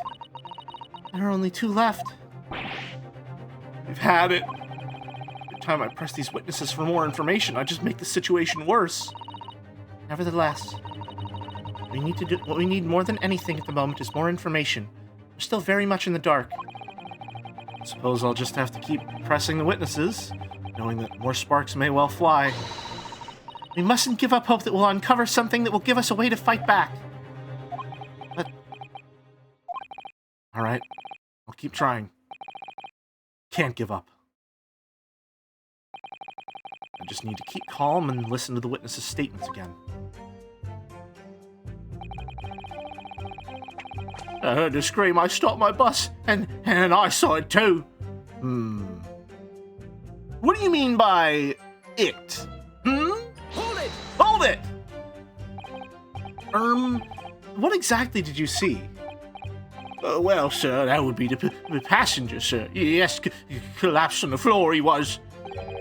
And by the passenger, obviously you were referring to the victim, Mr. Mason the brickmaker. And then the other passenger had that knife in his hand, like this. By the other passenger, obviously you were referring to the accused, Mr. Magnus McGilded. Raid incoming! I'm ready for it. And then he lunged it down like this, stabbing the other passenger in the belly. What? Oh no. Begging for a 12 Angry Men situation from Granny? I'm ready for it. Order! Order! It is hard to believe of one of London's greatest philanthropists, but this is damning indeed. Law knows no philanthropists, my lord. Only the innocent and the guilty. Good deeds mean nothing when overshadowed by evil. The truth is everything. Couldn't agree more, sir. The truth! Alright. So, when it happened, the only 2 people in the enclosed cabin area were the victim and the defendant. Welcome, welcome, Raiders! Happy to have you! Oh, man. Stretch, you finally hit us before we go on break! Yay! Whoa! No way. Happy to have you, folks. We are in the middle, or rather, in the beginning. There were the words. In the beginning of Case 3 of Ace Attorney. We left on a cliff in Metaphor? Whoa, no way! You mean you've been walking around the edge of a plateau the entire stream and you stopped on a cliff's edge? What? Whoa! I'm sure everything's gonna be fine. Is it 9/11 yet?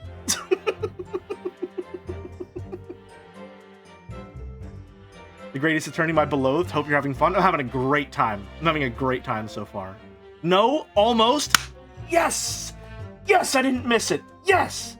GiftTuber thingamajig is incredible, by the way. Thank you very much.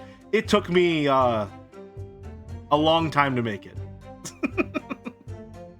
It's got quite a few little animation states since we're gonna be here playing Great Ace Attorney for a while. We've been playing it in between every games, but yeah, we're just we're on the middle of, well, not the middle again. We're at the beginning of Case 3. I stopped 9/11. Round of applause for Nyagist, please. Round of applause for Nyagist. Thank you, Nyagist, for stopping 9/11. Thank you. Did you hear Joe would love people to voice for his TGAA streams? I am available. Of course. Naturally. It goes without saying, really. But of course, I'm a streamer, so I need to say everything that comes to mind. yeah, we're having a great time. Just getting into the start of this case, I had to come up with like 10 voices on the spot, and only 2 of them are inconsistent so far. So it's going pretty well. Getting to flex my vocal muscles, as it were. Perhaps the only muscles I've ever developed in my life.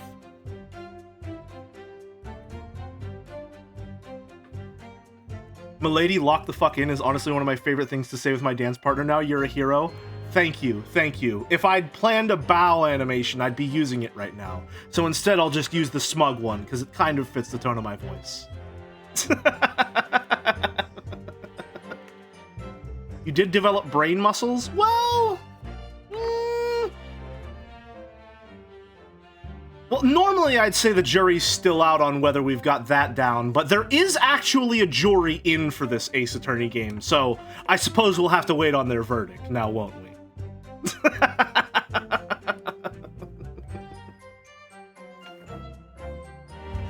Anyway, I'm glad you finally managed to catch us not on a break. We're about 15 minutes from our usual break time, but hey, happy to have you, and for those who stick around, happy to keep you. Glad you enjoyed my Poison Well chain art so much, Shelly. Thank you. Thank you for making it. I love Poison Well Chen quite a lot. I'm happy that people like the outfit that I designed for her, and I'm happy that she's getting drawn more. We forgot to read that previous line. 1 second. Alright, so when it happened, there were only 2 people in the enclosed cabin area were the victim and the defendant, and so help me, 3 whole people witnessed the man I'm trying to defend do the deed. Jelly, can you share your accused Irishman voice? Well, it's not an Irish voice. I went for whatever was summoned from the ether. So don't go in expecting Irish, but if he speaks, we'll go for it. A Nipponese game, fittingly enough. A Nipponese Teabu game, as it were. Quite the combination. Steeped in culture. Which is a new joke for the Raiders, because they weren't here earlier. Is Jelly blind, or is this a second playthrough? This is a first playthrough for me, going in blind. Not sure if you know the origins of Nipponese as an old-fashioned Dutch term for the Japanese, but the van in Van Zieks is a Dutch preposition, and so I believe it's intended to be a nod to his ancestry from the localizers, in addition to being fancy and posh. Interesting. Cool to know. I don't like to be pessimistic, but we do seem to be in a rather difficult situation here. What am I supposed to be thinking here? Is Mr. McGilded really innocent? Or could it be... Before we jump to conclusions, our first task should be to gather information. We need to understand the case much better than we do at the moment. Yes, you're absolutely right. Let's listen to those witness statements again, a little more carefully this time. See, I don't think we pressed everything except for this one. A few customers, I remember it well. Or can we... Accused killing, sat next to each other on the bus. And out of the blue, the accused reached over and plunged a knife right into his guts. What evidence do we have? I would like to not... I don't want to present. I want to examine. There we go.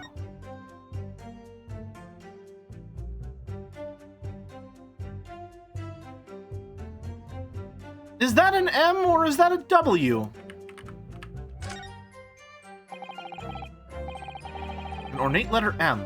Undeniably Mr. Magnus McGilded's initial. And it's beautifully gilded, too.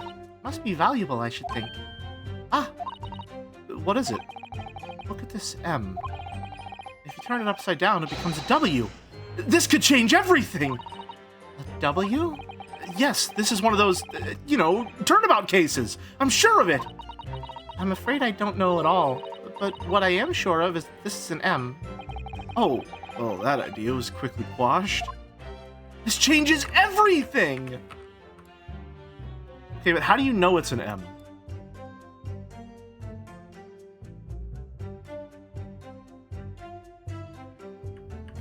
And what's with the little talon mark there? If we examine the backside, does it do anything? That part is the sheath, isn't it? Are you alright, Mr. Naruhodo? Hmm? Oh, sorry, yes, I just don't really like blades. Oh, those don't seem like the words of a man with a large katana slung from his waist. It's not a blade, that's Kazuma's soul. Anyway, there's no sense in delaying it. Let's see what the blade looks like.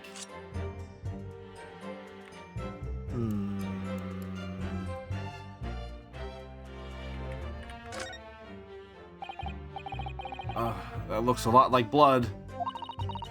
It surely is blood. The victims. An Englishman's blood looks a lot like a Japanese man's blood. Yeah? Did you think it wouldn't? Sorry, it's just that we've only just arrived here in Great Britain. I'm finding it a little hard to adjust. Brother! you can't listen, man. All right, you know what? You get 1 day. You have 1 day where you are allowed to make the I'm from Japan. I don't understand that. Oh, British people are people and they bleed blood. And then after that, you have to be normal. You have to be normal. You have to be. You get 1 day to make these excuses. That's it. One of them. Anyway, finding it a little hard to adjust. Yes, I do understand.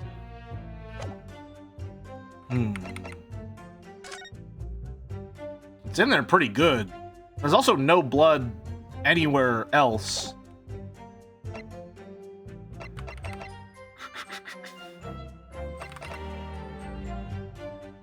Let me examine this.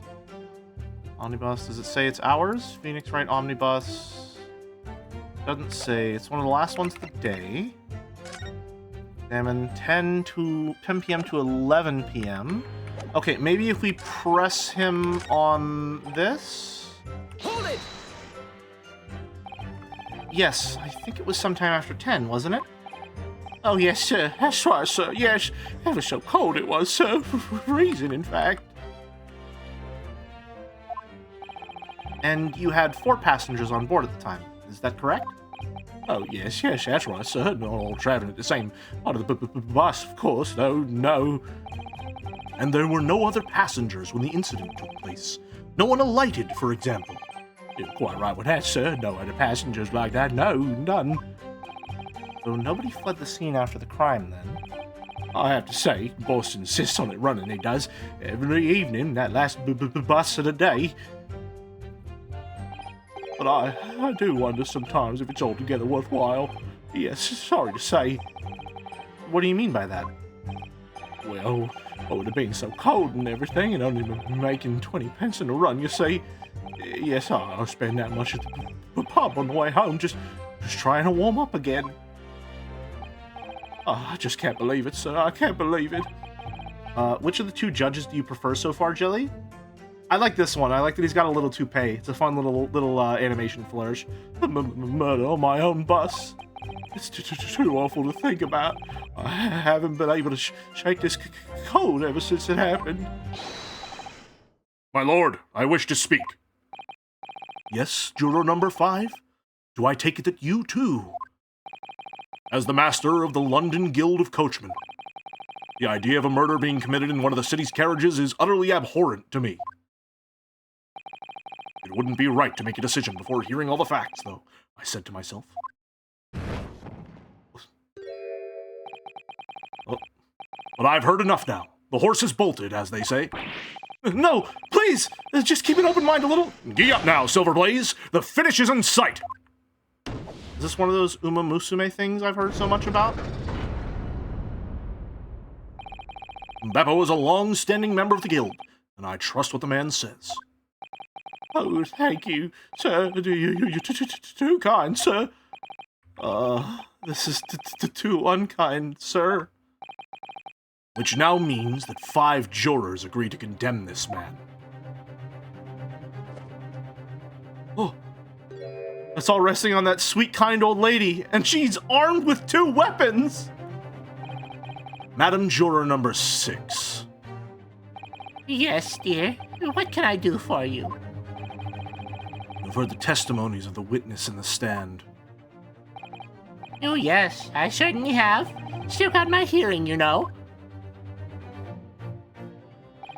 Then, pray tell, why are you yet to pronounce your leaning?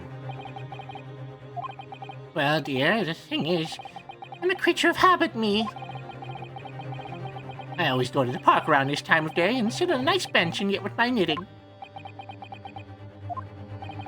There's a lovely little park just near where I live. A Gilded Park, it's called. A gentleman donated it to the city, you know, to put a smile on Londoners' faces, he said. Can't imagine such a fine young gentleman would have it in him to take another man's life. He is always doing wonderful things for the city. That's right. A man like that wouldn't just stab someone, surely. Mother, may we go to the Begilded Public Library later and borrow some more books? How many Londoners live with their heads in the clouds? Do you people not know what kind of a man Magnus McGilded really is? What kind of a man is he? Philanthropist Magnus McGilded has enough wealth to purchase the entire city he claims to value so highly. Where did all that wealth come from? Your client is a Shylock, so That's a slur. I'm sorry. My apologies. I'm pretty sure that's a slur. Sorry for saying that. What the fuck? Boulder, can we get a slur patch on this, please? I think that's a character, isn't it? Okay, interesting. My bad. And one with the very darkest of souls.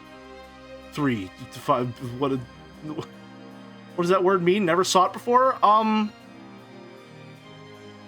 It generally means they're dishonest and a swindler. No joke, from Shakespeare. I see. It's a character in Shakespeare. I see. We don't got to get into slur down on Stream Jelly. We're canceling Shakespeare. It's a reference to an anti-Semitic character in Merchant of Venice. Yep, yeah. All right, let's just... I'll try to proofread a little more on that one. My bad. What? Stone the Crows! Stone the Crows? The Gilded lends money to extortionate rates of interest to his...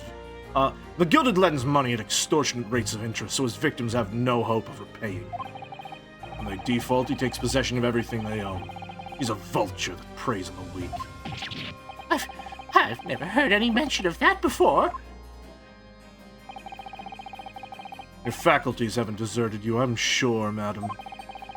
So has this thought not crossed your mind? Would a man wealthy enough to buy London in its entirety not have a carriage of his own? Whoa! What possible reason could this man have had to make use of a public omnibus service? We're not saying that... Victim, poor brickmaker, had next to nothing to his name, save considerable financial liability. It will come as no surprise that his creditor was the accused, Magnus McGilded. Let it also be known that the very day Mr. Mason was killed was his final repayment date for his debts. Good gracious! Sorry, I slipped into a voice that wasn't the Sakatara voice.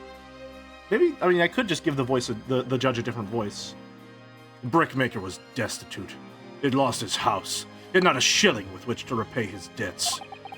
And in the end, this pitiful soul had the very last thing he owned taken from him. His life. By the merciless philanthropist pretender, Magnus McGilded. I don't believe it. Hold it! Oh! Susato! Susato-san! If I might add something briefly? Miss Susato? You claim that the victim had been lent money by Mr. McGilded. But where's the evidence that supports your claim? I'm sorry, I'm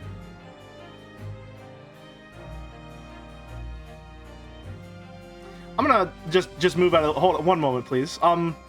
It seems he's spawned a bottle of wine in a glass for himself. I have a feeling he's about to give us a lovely decanter pull. Prepare thyself.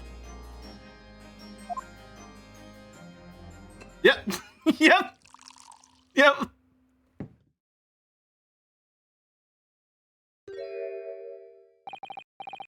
Pray forgive the discourtesy of filling my hallowed chalice in this court of law. Ha! There it is! Lord Van Zeek's hallowed chalice! or hallowed chalice. How can this be considered acceptable? But I find myself in unexpectedly good humor. I had heard ladies from the Far East could show great courage, but I didn't expect to experience it myself. Ah! As judicial assistant to the defense, I'm simply doing my job. What a pity that your display of courage is in vain. This is the debtor's ledger, which details all monies loaned by the accused, or monies, you see. You'll find the victim's name clearly recorded inside. Oh, Allow me to present this ledger as evidence.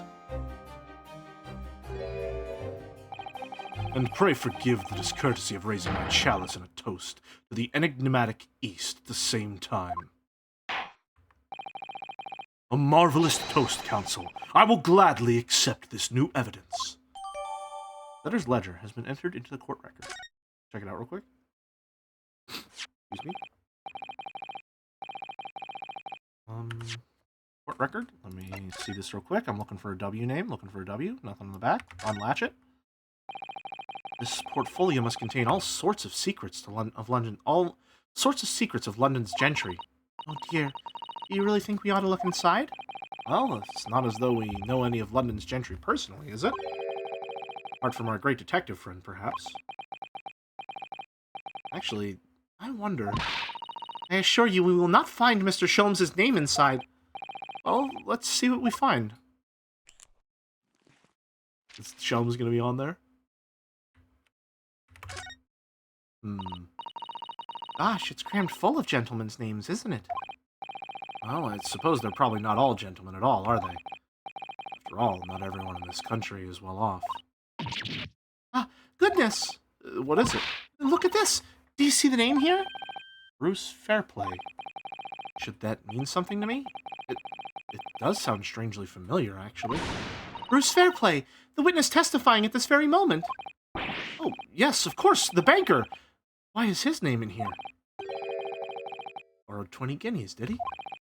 And look, the repayment date is fast approaching. Possible that this is just a coincidence, of course, but this could be very useful information.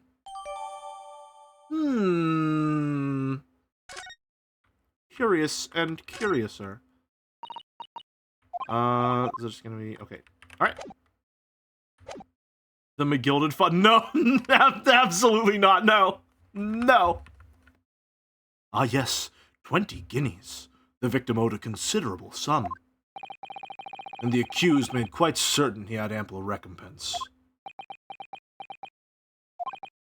Well, I would seem I've had the wool pulled over my eyes. Regrettably, madam, this is the modus operandi of the accused. And it's such a pretty little park, too. What a scoundrel! Still... maybe it's all for the best. Wait a minute! Let's think about this a little more before... I don't stand for nonsense! Oh no! Oh jeez! Oh god, oh man! We're done for! This is it. Last juror's decision.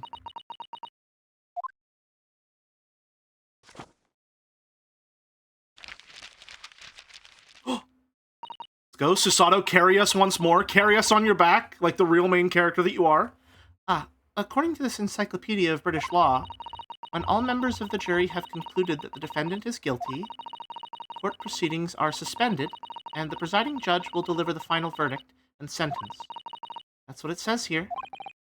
The final verdict. It's over then. Oh! Oh. There's a footnote, though. A footnote? However, the defense... Oh. All 6 members of the jury are now in agreement in this case. Little smug bow. Allow me to convey my respect for your swift and righteous decision. According to the laws of this country, I will now conclude the trial by delivering my final verdict. I trust there are no objections. Lock in, Naruhodo! Lock in! Miss Sasato, just tell me one thing. Oh, yes? You were in the middle of saying something before. A footnote in your Encyclopedia of British Law. However, the defense, what did it say next? Oh, yes, of course. One moment. When all members of the jury have concluded that the defendant is guilty, court proceedings are suspended and the presiding judge will deliver the final verdict and sentence. And the footnote says, however, the defense has the right to demand a summation examination of the jurors at this point. A summation examination? Objection! Objection! A summation examination. From which century has that tome that you've brought here been been resurrected? Ah, Judging from the binding, I would say that this book is at least 50 years old. Okay, hold on. I'm trying to narrow in on the person to like kind of mentally mimic for this voice, all right? And I need you to know I've got the little cork board, I've got the pins, I've got pictures of the voice actors in my mind's eye, in my mental library. I've just put up Van Zeek's picture and I've pinned it directly next to Liam O'Brien. Judging from the binding, I would say that this book is at least 50 years old. Any modern text on British law wouldn't even give such an antiquated procedure a mention. It's a relic, long forgotten and certainly no longer practiced. So you're out of luck. oh, He pulls up the little armband. What even is it, Miss Sasato? This so-called summation examination. oh, one moment and I'll read about it. You would demand the right to a procedure before you even understand what it entails? Typical Nipponese. All right, Mr. Naruhodo, I think I understand. So you're saying your mental image of him is that he sounds like a magic book? Precisely. That or he sounds like Infinite from Sonic Forces, but I think, going for Grimoire Weiss is a little better. For my reputation, if not his. All right, Mr. Naruhodo, I think I understand. Do you now? It seems that under this procedure, we would be able to appeal to the members of the jury. To do what exactly? Appeal to them to change their leaning and reverse their decisions. And it says here that, if successful, the proceedings of the trial must be resumed. Make them reverse their decisions. Yes, in times gone by, barristers would use a summation examination to attempt to influence the jury's decision. But that procedure became something of a formality, with no particular benefit, really, so it rather fell out of use. I wonder why. Because it was devoid of purpose. Changing just one member of the jury's mind would be hard enough, let alone several.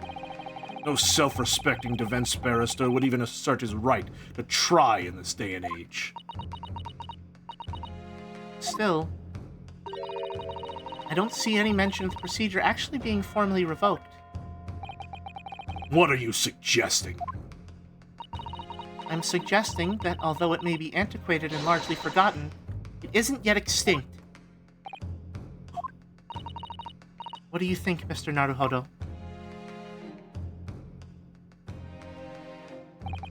Good thing we don't have any self-respect. You know it! You think I'd be in this gig if I had any self-respect? Summation examination, our last possible option. We assert our right to carry it out or admit defeat. Assert our right. Christopher Lee as Van Zeeks would fit fairly well. The defense wishes to assert its right to a summation examination, my lord. Objection! Objection! London is the capital city of the most powerful nation on earth. We have a duty to the world to exemplify the very highest standards of judicial procedure. Summation examinations are an embarrassment that should remain buried. Objection! Objection! Well, But if it's our right, it's our right. I believe it could prove vital in this case, in this trial. We managed to solve so many cases in a single hearing thanks to not applying this tradition. If we had to allow its use, it might take as long as 3 days. 3 days? How would anyone ever get a trial done in that time scale? Oh no, the Supreme Justice isn't gonna like this one. The defense's petition is perfectly valid. The court will proceed with the summation examination. This is madness. Foreman, are you and the remainder of the jury ready? I'm not. There was no mention of this in the letter I received, you see, so... All members of the jury will be asked to explain on what grounds they have reached their decision. On what grounds? You must all justify your decisions and explain why you believe the defendant to be guilty.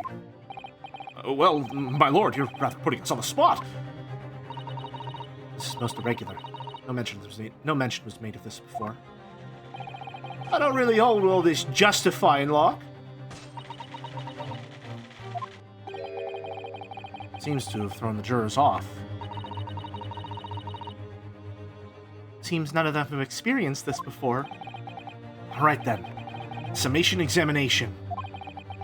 Defense procedure no practicing lawyer has attempted for years, is it? Well, just maybe. Might be the opportunity we've been looking for. To turn this trial... No, in years! No one has tried to be like, hey, why did you change your verdict? I disagree with the verdict. Why did you say that he was guilty? No one has ever done it! No one has ever done it! It's just like the world building in metaphor. So be it then. Ladies and gentlemen of the jury, the court hereby calls upon you to state the grounds on which you find the defendant, Magnus McGilded, guilty of this most serious crime.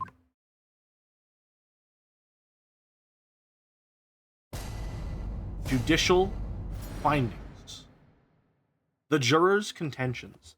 To be fair, if you pull that shit today, you'll get the whole trial thrown out. Same reason no one will defend the richest man in England. There is only one defense lawyer in the country. That's why they killed Ryunosuke. They're trying to get rid of defense lawyers as a whole. There was no one else inside the carriage at the time, so it had to have been him. I trust the driver. He has an excellent memory, it seems.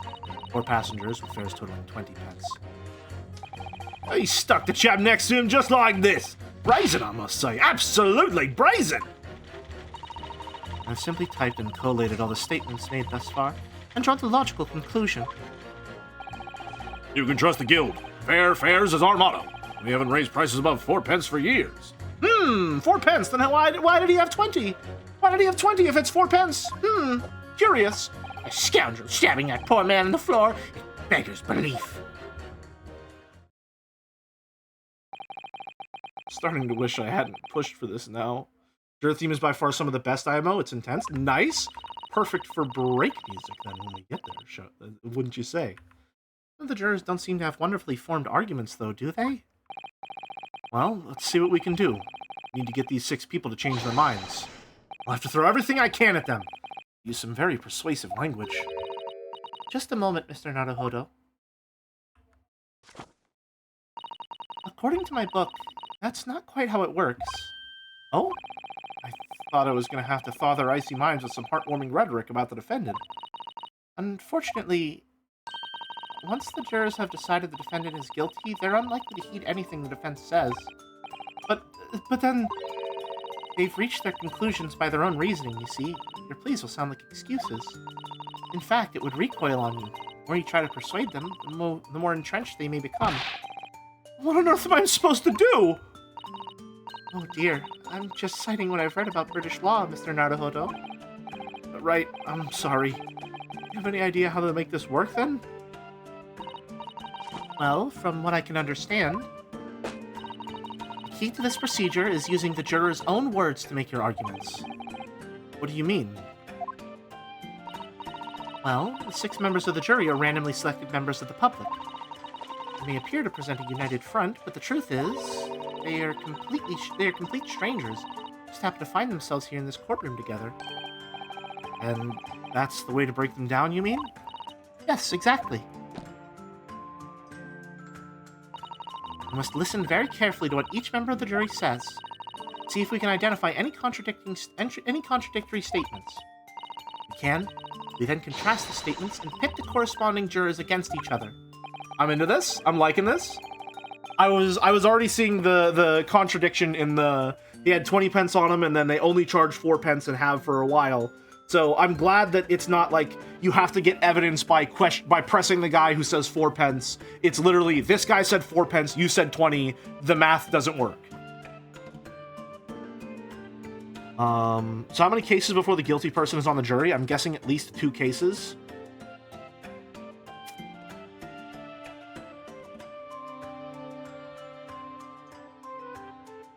I think it's Grandma. See, so it's contradictions in what 2 or more jurors say that we're looking for. In a way, then, this is similar to a regular cross-examination. This is Capcom taking you by the shoulders and being like, hey, listen, hey, pay attention, hey, listen, hey, look at me. Listen, I know that sounds bad, all right? But trust me, it's going to be just like the cross-examination you know and love. We're not changing things up too much. All right, we're not changing things up too much, okay? I know we had an entire case. Case 2 was just investigation. I know we didn't even go in the courtroom, okay? But trust me, it's just like cross-examination. You're going to love it. Anyway, stop looking directly at me.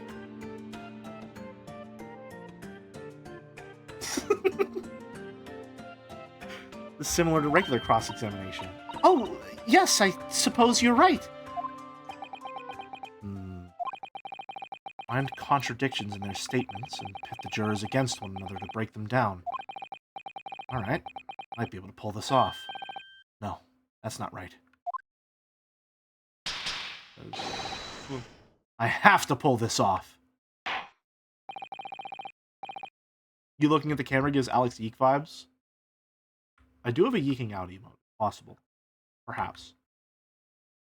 Can we start proceedings, Counsel? I would ask you to take the stand for this. I'm expecting a clear and concise rebuttal, Uryu. Yes, my lord. Oh, what? Oh, oh. Oh shit! The defense's rebuttal.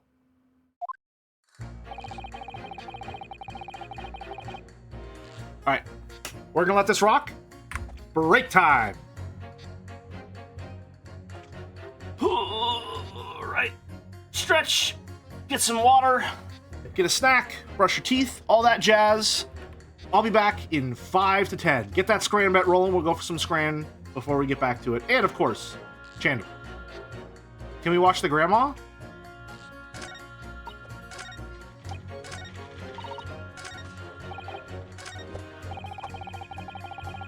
If you want, I suppose. Yeah, sure. Anyway, break time. Back in 5.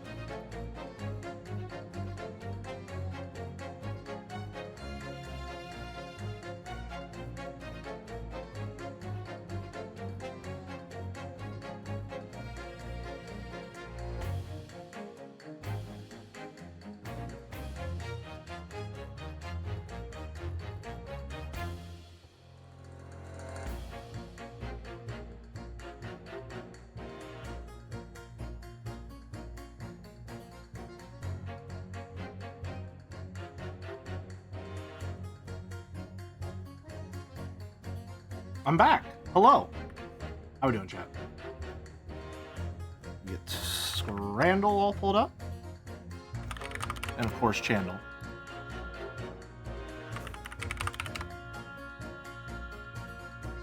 Alright. And this music does go hard. Nice.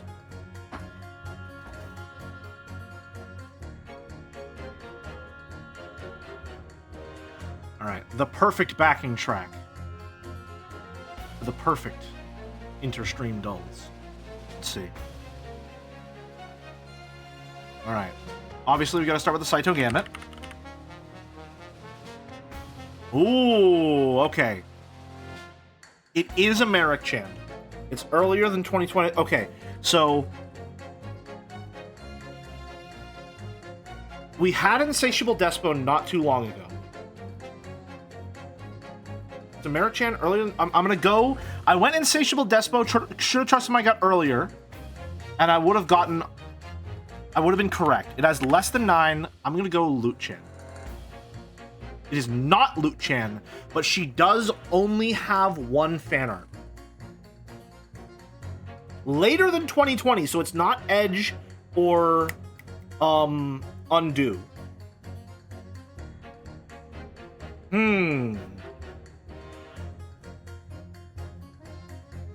Later than 2020. Is ATM she wouldn't even be in the database. Eric Chan with one art. Let's see. We had Black Hole Chan not too long ago. Surely it's not her again. No, and that was a gimme. That was a gimme. What a waste. We could have gotten this in 3. Probably could have gotten this in 3. Damn. Later with one Merrick Chan with one fan art. Earlier than between 2020 and 2025.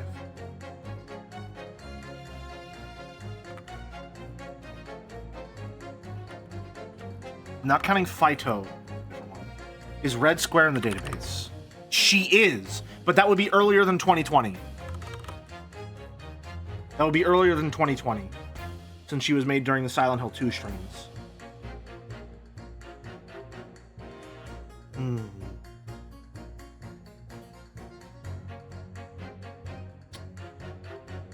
Is it Ghost Pepper? No. Shit, that was 1, 2. Damn. 2020. 2020. Fuck.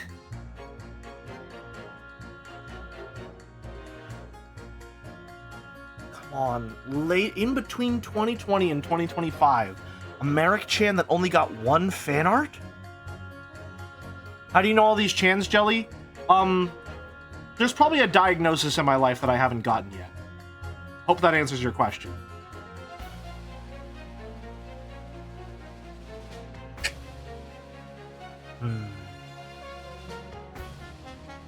God, what even happened? Would it be during a persona? But how would there only be one? I find it hard to believe that Merrick would draw fan art, would draw a Chan once and then she would never get drawn again.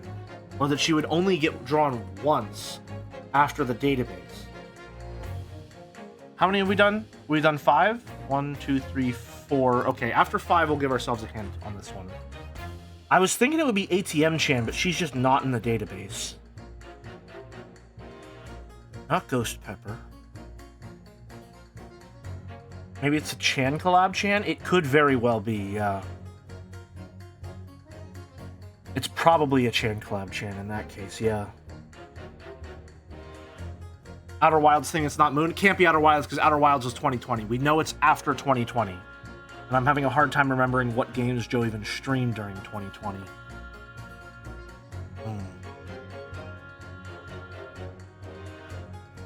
No, it's fine. I got the Black Hole Chan one wrong, and I knew it was 2020 as well. Same with Ghost Pepper. Although with Ghost Pepper, I forgot that she was associated with Ace Attorney, and that was 2020 as well. Shit. See, if it were earlier, I'd have a lot to work with. Especially with my Chan collab. Right? With the one that I did. Who did I draw on the Merrick block? Hold on.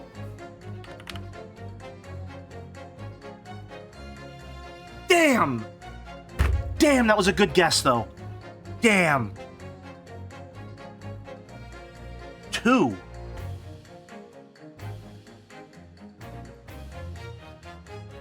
Not from the voting game after 2021. Shit. Okay, what game is it associated with? Oh, fucking come on. Come on! Damn it! Damn it.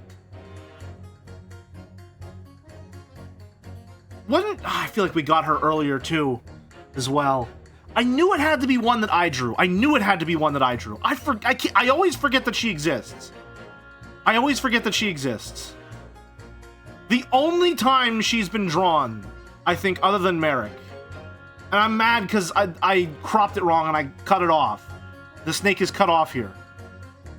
Damn. Ladder Chan. Fuck, got it in 6. Damn. It's amazing how many times we just keep pulling from the well, unpoisoned, of this collab, adding so many to the database. Damn, I guess that's what happens when you draw 31 Chans, huh? Anyway, on to Scrandle. Can we choose it? Yes, we scran! Let's get to it. Working with. For those who scran after. Oh, fuck, it's Friday, isn't it? Unless the day rolled over. Alright. We got Savapi roll, bratwurst and beer. This is for those who scran after. I'm feeling this roll. I think that's sauerkraut, and I hate sauerkraut, but it's still more appealing than sausage with okay bread, no butter, mustard. And it's cheaper. Okay. We got sausage and a pint, free for fans. It's still Friday. Still Friday for 15 minutes? I see. Sausage and a pint, free for fans, or Sri Lankan food platter. This one rates very highly, if I'm remembering correctly. Yeah, 90. Wow, that's close. Why is that? Oh, because it's free. Butterfly. I don't know how to pronounce that. Butterfly? Butterfly? Sugar crumb pastry, free. Or stroopwafel ice cream. This doesn't look particularly great. This looks fucking awesome. What? What? What are you talking about? Okay, it's fine. I'm normal. I'm okay. Chicken corner kick fries. Sushi. Fuck.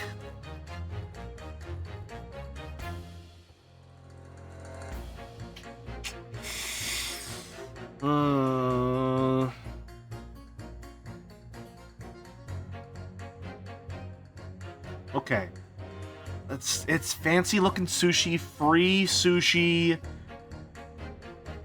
for season ticket holders. People love their fries. That's too much green onion, right? Okay. Oh, thank God. All right, we're okay. Steak and peppercorn sauce in crusty bread with chips, free for volunteers. Or berries from a bush.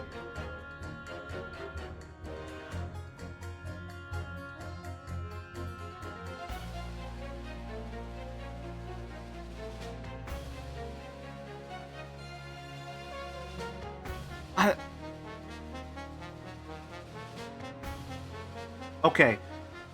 Hold on. I'm metagaming.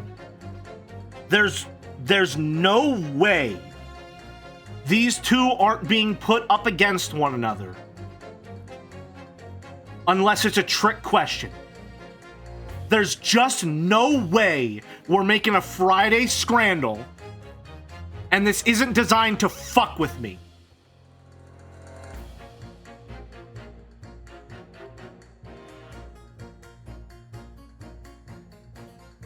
So I want to pick berries.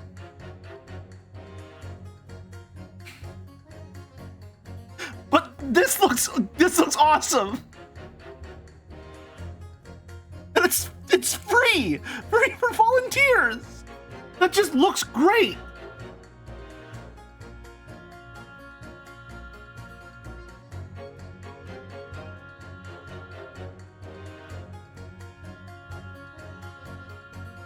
Berries. 0! What the fuck are you talking about? 0%! 0! 0! 0! Nothing!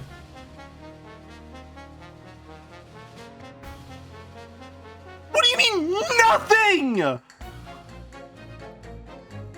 What, did you fucking put something in the database that you hadn't scranned? You didn't pre-scran this? Devin apologized for that, said it was a bug. I don't believe him. I don't believe him. No, I don't believe him. I don't. You're fucking with me. You're fucking with me. I don't believe it. I don't believe it. I got it right. I win. I have solved your cruel labyrinth, Daedalus. I alone am its master.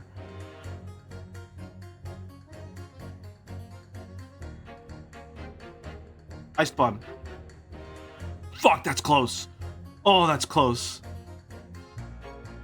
Lobster, steak, chicken tender, and salad. Farm salmon, seemingly free. Okay, listen. Let me explain.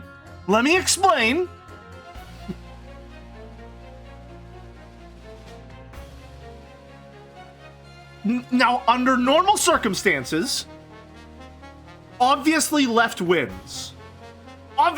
We can agree. Obviously left wins, right? Obviously. It's obvious. Lobster, steak, chicken dinner, and a salad for free, right? Obviously it wins. However, this is one of the worst food photos I've ever seen in my entire life. This is perhaps one of the most unappetizing spreads I've ever borne witness to. As opposed to the right, which looks good. This whets the appetite, whereas this is like, what the fuck are we doing here? This is like slop on a plate.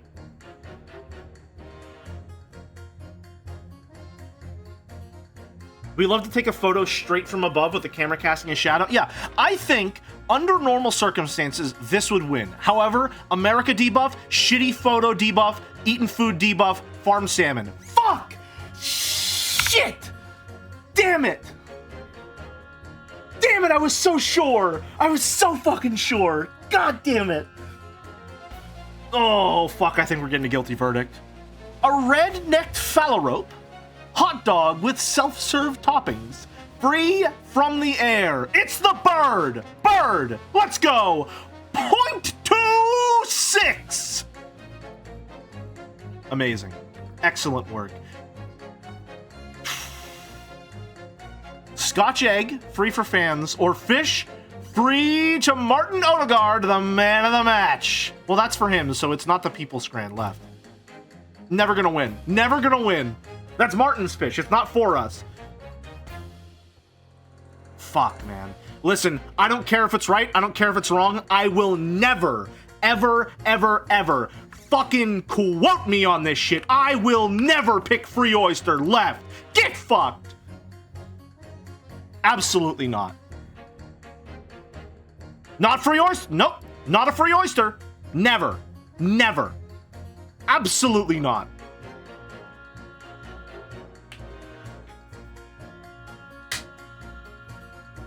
Eight out of 10.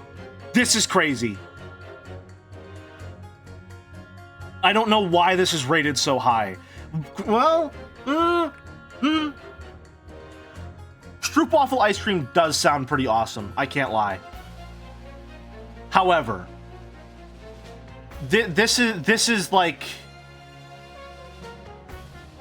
this is one of the best looking desserts I've ever seen. I'm sorry. Like, I want to inhale this right now. I want this, so I need this in my life. This looks amazing. If someone can find a recipe for what this is and send it to me so I can make it, please do so. This looks scrumptious. Scrumptious is the perfect word for it, see? It looks scrumptious.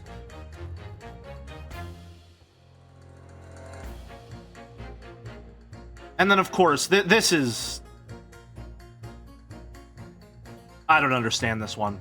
I don't understand this one. Lobsters, I mean, I think it's just the pure excess on display here, I think, gets it that 5% more. But this is perhaps one of the most upsetting food photos I've ever seen on Scrandle that isn't the result of the food being bad. This looks like they fucking tore into it, and then like halfway through their meal, they were like, oh, I should probably take a picture.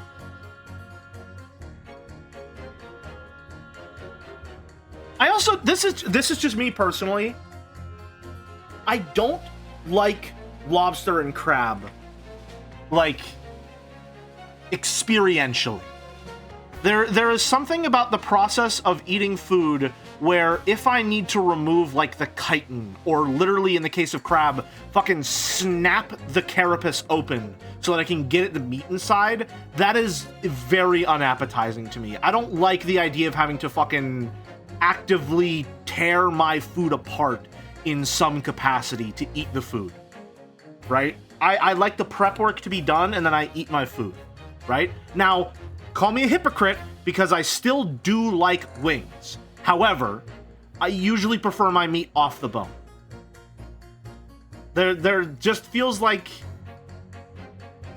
there's something about the experience of like snapping that shit open and having to like physically contend with the fact that like, yeah, this was a creature and we boiled that shit. I don't like it. You don't like your food to come with a treasure hunt minigame? The treasure hunt minigame to eating is how do I line up the perfect last bite? That is intrinsic to all food that I eat. I am searching at all moments of the meal for the optimal finale. That is my goal as a patron at any establishment and as an enjoyer of my own food. The last bite must be the best bite. The second best bite is the one that I offer to my friend, because I'm incapable of not sharing my food.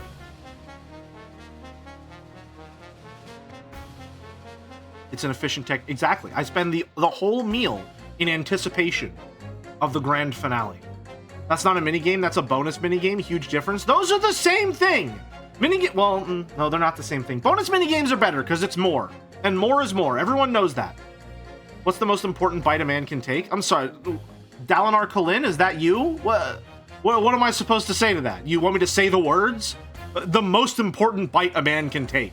The first. Death before dishonor. Truth. Above all, what do you want from me? The bite of 87? That works just as well, I suppose. Anyway, that's today's Scrandle. Back to the cross-examination. We go to you. You can probably press either of them. What's the most important bite a woman can take? The girl reading this? Is that the correct answer? The girl reading this? That's the most important bite a woman can take? You just go. Hold it! That's how much it costs to take the omnibus?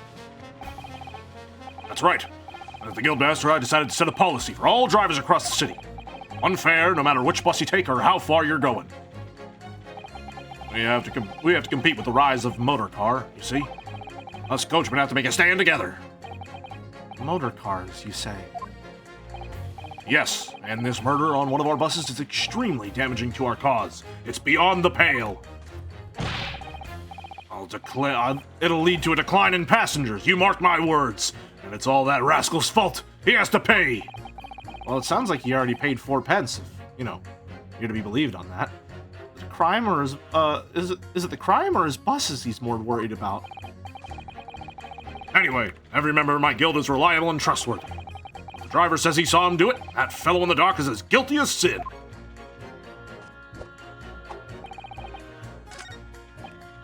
pit.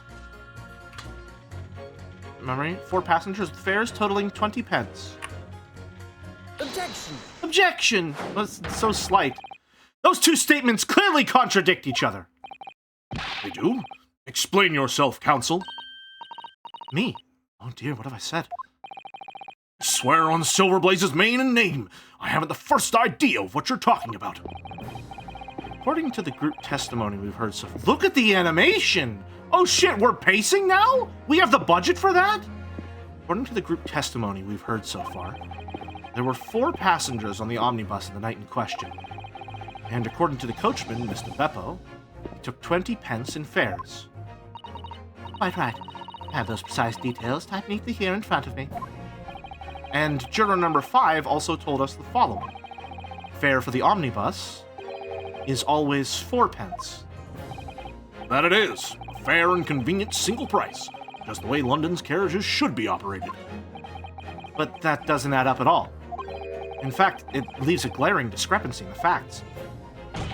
Why, man, why? 4 passengers paying 4 pence each. If you do the multiplication, it would be 16 pence. Exactly. As I said, it doesn't add up. The figures are different. By 4 pence, in fact. Or precisely 1 person's fare. Oh, look at him getting cocky, leaning his hand on the katana. 1 person's fare. Yes! In other words, Sumari. On the omnibus that night.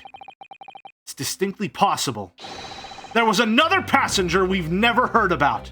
Or there's another passenger we've heard. What did he say? Oops, I fucked up. What did he say? There's another passenger we've heard nothing about. I got the same idea. This can't be right. Coachmen of the guild were good, honest men. One and all. Trustworthiness is our watchword. The figures your coachman claims most certainly do not add up. Your watchword, good sir, is a fallacy. Beg your pardon? Mr. Guildmaster, I think you ought to consider that if this trial were to end now, the news will surely spread all over London. The news that one of your coachmen tried to hide the fact he lets nefarious characters ride his omnibus. All right then, how do I make it so this miserable trial doesn't end, Well, according to my book here, you simply launch a ball of fire into the innocent side of the set of scales. Now hold your horses there, coachman. We were all in agreement. Why do you have to go and... Wait till I get my hands on you, Beppo! This is fair and honest law practice, just as God intended, because this is a godly nation. This is all very irritating. Begging your pardon, sir. I'm going to do the same. Oh. Perfectly timed. You simply cast fireball, as all British people do. For the love of Mike, not you as well! Penny can be the difference between a smile and a tear, after all. I certainly can't put my trust in someone who doesn't follow my exact standards in financial matters. Really? I, for one, think it's only proper that we hear from the witnesses again. We did it! Oh, well done, Mr. Naruhodo, you did it! We can manage to change 2 more jurors' minds. We can force the trial to continue. 2 more. Actually, there is something else that's bothering me about a couple of their assertions. And that's where you must strike next. I need to pit 2 more jurors against each other and show that there's another contradiction in their assertions. Exactly! You can do it! Well, the scales of justice have shifted, but they still weigh heavy on the side of guilt. Counsel, you have the floor again. Continue with your summation examination. I'm changing my leaning to innocent. I should like to hear what the slipshod bookkeeper has to say for himself. Stuck chip next to him like this. Brazen, I must say. There's no one else inside the carriage at the time, so it has to have been him.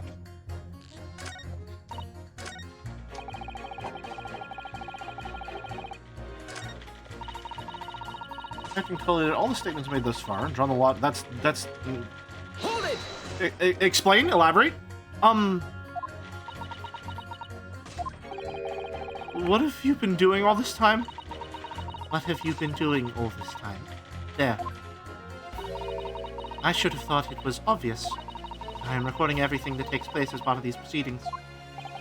And what have you learnt from that? For example, at this moment in time, the judge has used his gavel 11 times in total. The prosecution has snorted derisively at your marks 7 times in total. And I might add, each time you've got like a sympathy. Thank you. And what's the point exactly? So, anyway, madam, are you able to explain why you think the defendant is guilty? That is a conclusion I have drawn as a result of the copious notes I have typed. Clearly, but I'm asking you to explain why you've drawn that conclusion. Please don't distract me. It makes it extremely hard to concentrate on my note-keeping. This is going nowhere. Alright, wrong one. Oops. Charles continues swinging the ball corruption. Not guilty, I say. Scoundrel, stabbing that poor man on the floor. It beggars belief. On the floor.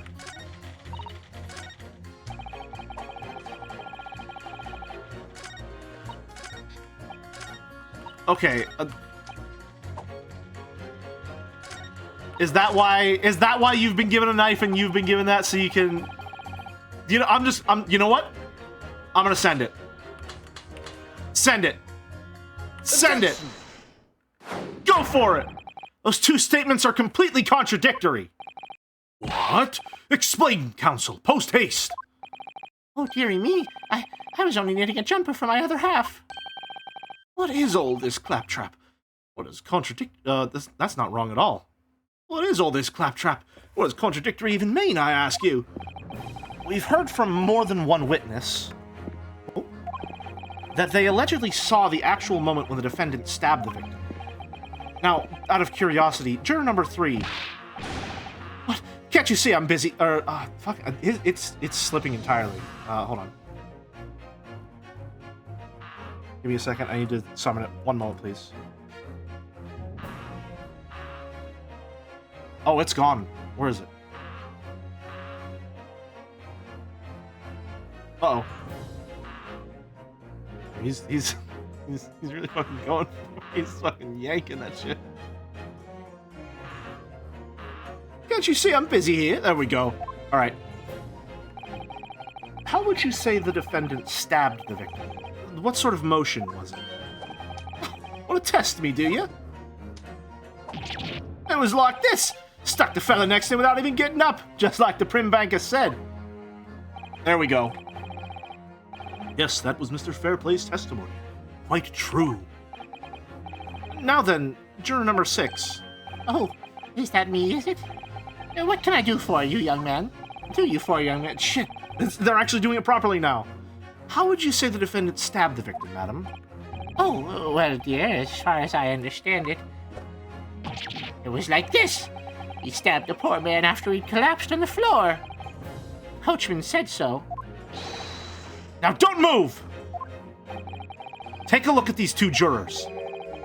He stuck the fellow next to him without even getting up, and he stabbed the poor man after he collapsed on the floor. Well, I never. They're stabbing in totally different directions. What?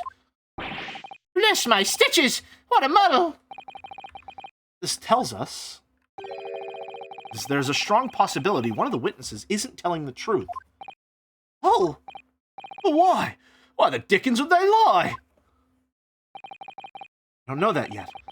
But what I do know is that if the trial ends at this point, we may never find out. We may never know the real truth. Ladies and gentlemen of the jury, can you really let that happen in all good conscience? Lies, you say? Oh, dearie me. Can't abide people telling lies. Close enough. Close enough.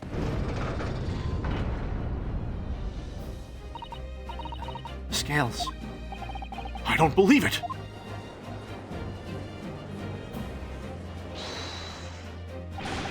Wait! Now hear this, my fellow jurors. I warn you, you cannot listen to this man. Look at him in his black suit. He's clearly some devious Eastern sorcerer using magic on us all. Yeah, racism will solve this case. Do it. Go for it, man. That's great. Go for it. Awesome. If I could use magic, do you really think I'd be putting myself through all this? Answer me this, Stark Jinx. Huh? Me? What exactly is the problem? What if the two witnesses have slightly different recollections of events? What of it?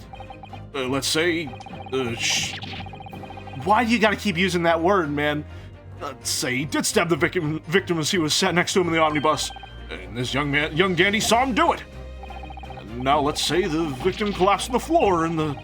Stop saying that! And he stabbed him again! And this old lady saw him do it. Well, what's to say it didn't happen like that,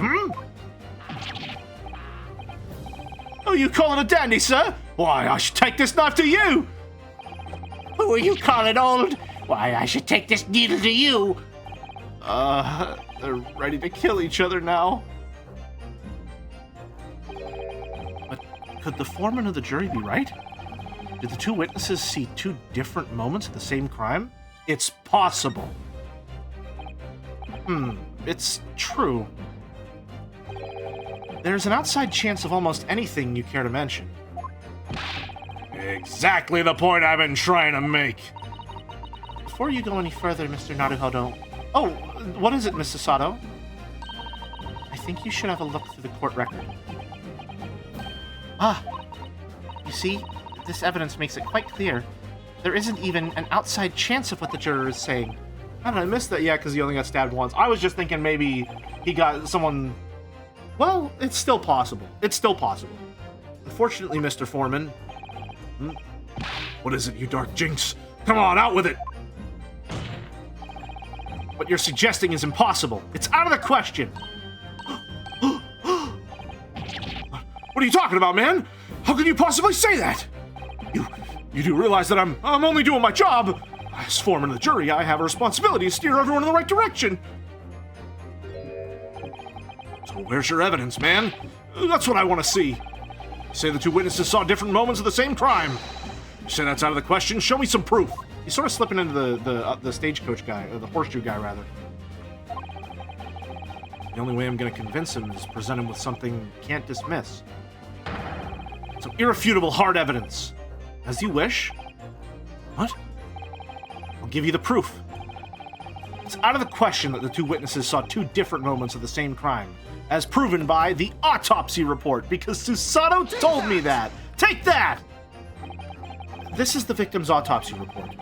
According to what's written here, Mr. Mason was stabbed in the abdomen. Only once. What? Only once? It's quite simple. The victim was stabbed precisely one time. Which means these witnesses can't possibly have seen it happen two different times. What? All right, I concede defeat. Yay, we did it. What? Wait, that means our jurors are now leaning towards not guilty. We've done it, Mr. Naruhodo. We've won. Not quite. Well, kind of. What are you playing at, you dandy fool? No, it's still slipping into it. Shut your trap, sir. No one deceives me. We had a consensus. I said shut your trap. I know a liar when I see one, and if the chap ever dares to cross the threshold of my shop, I'll take this razor-sharp blade and shave every last hair off his head. Please tell me he's a barber. Well, in a quite remarkable turn of events, the defense's summation examination has flipped the balance of the scales of justice. What do you? The jurors now stand at 2 for guilty and 4 for not guilty. Accordingly, there is no longer a large enough majority among the jury for me to adjudicate, and the trial must continue. We did, yay! Woo! We're so good. I hereby ask the defense, prosecution, and witnesses to return to their places. And I call upon all of you to continue to pursue the truth. Woo! We did it. Man, we're so fucking good. Damn, we're good at everything we do. So, Lord Van Zeeks, continue to substantiate the case for the prosecution, if you please. Oh, gotta pour himself another drink real quick.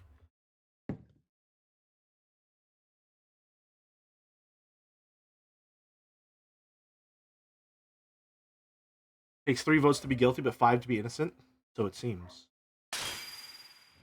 Oh. Having savored the rich aroma of the carmine contents of this hallowed chalice, it may seem crash to crush it to dust. Pray forgive the discourtesy. Lord Van Zeeks. Is it cold in here, or is it just me? As your antiquated tome, Grimoire Vice, no doubt says, prosecution may not speak during a summation examination. So I honored a deathly silence and listened to the charade. It seems I overestimated the intelligence of the jury. Well, no matter. There is nothing so hard to prove as self-evident truth, it would seem. No. And why else would we grace the courtroom with our presence, after all? So, let us proceed to the next round of battle. Oh, shit! Oh, fuck, he's getting serious! Bring forth the witnesses once more!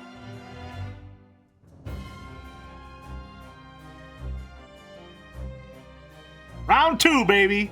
Witnesses! I trust you heard the summation examination we just had to endure. Oh, yes, sir, I did, sir. Of course I heard. What was it? Of course I heard it. Oh, yes, sir. I heard it. You, sir, on the end. The coachman. I believe it's Beppo. Yes, sir, my lord, sir. If it transpires that in your previous testimony you were attempting to veil the presence of a 5th passenger on your omnibus, you will be found guilty of perjury. You are advised to bear that in mind, sir. Oh, mio Dio. Now then, witnesses, I hereby call on you to testify before the court again. You will explain the various misgivings brought to our attention by the defense's summation examination. Second perjury mention, as a matter of fact. Not just one, but 2 of them. Haha, 1! Sorry, we watched Chronicles 6 yesterday. Various misgivings. I only carried 4 passengers that night. I swear it, but Well, I for one was told I had to pay 5 pence for the bus. They fiddled us on the fay, did, and then I saw that blood curdle inside as well. It's all too much. I tell you, I saw McGilden stabbing that man. Everything I said before stands. Oh, yes, he stabbed him, he did. I think so, yes. Oh, this is hell in my throat. So many fucking gravelly voices.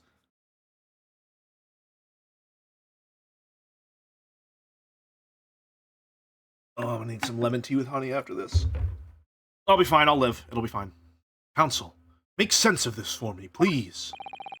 A phantom 5th passenger conjured into existence by my learned Eastern friend never existed. The confusion has arisen from the coachman's sly little cozenage. Is that a slur I need to be aware of as well? Beppo, explain yourself! I'm terribly sorry, Guild Master. The guild's fare is 4 pence across the board. You know that. Might understand that you've been overcharging our passengers by a penny a fare. It's so cold, and the last run of the day is always half empty. You've been dishonest, coachman. Oh, I'm sorry. You're a disgrace, Beppo. A disgrace! And your selfish actions have brought dishonor on the entire guild. If I may, sir, I had to pay 10 pence on the bus just last week. What?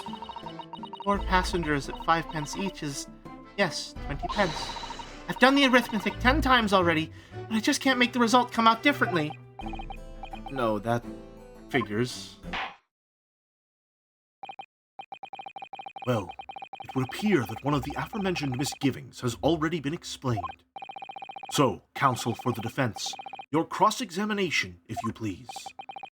We've already had the pleasure of a protracted summation examination today. I see you intend to continue the parlor games. Absolutely.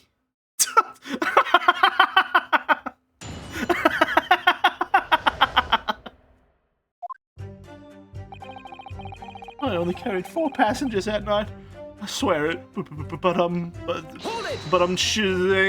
Continue. So, there were only 4 passengers on your carriage, but you didn't charge them the standard 4p fare. Is that right? Oh.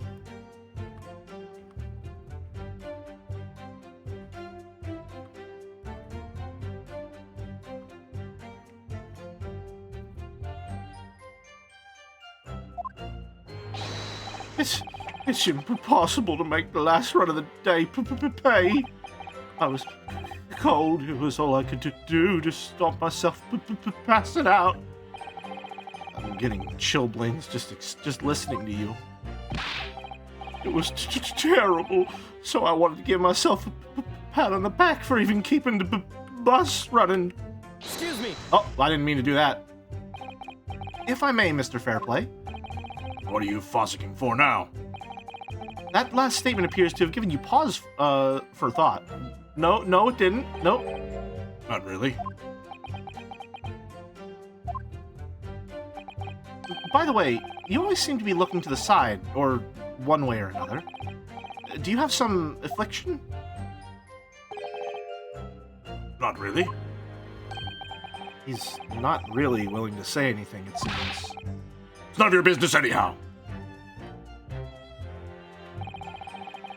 Well, I, for one, was told I had to pay 5p for the bus. Hold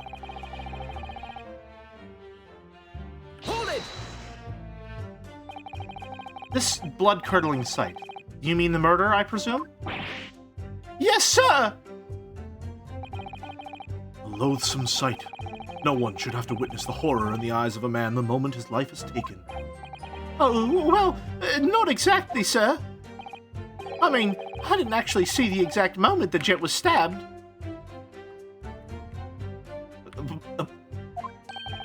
Good gracious, really? We have another witness who did, however. The banker has already testified to it. But Mr. First didn't actually see the point at which the victim was killed.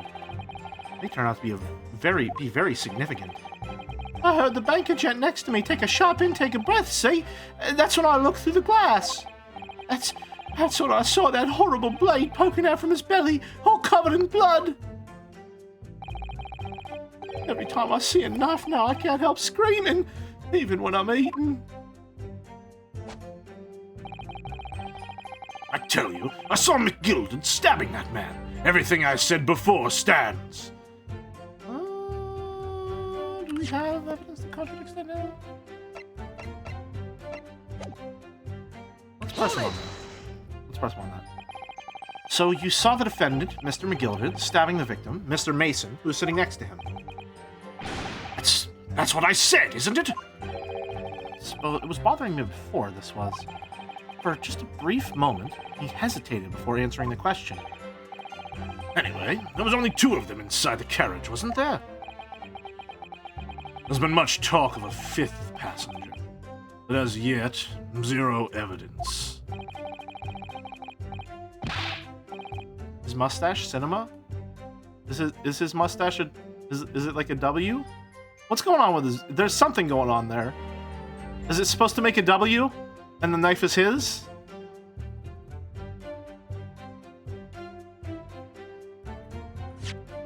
We have...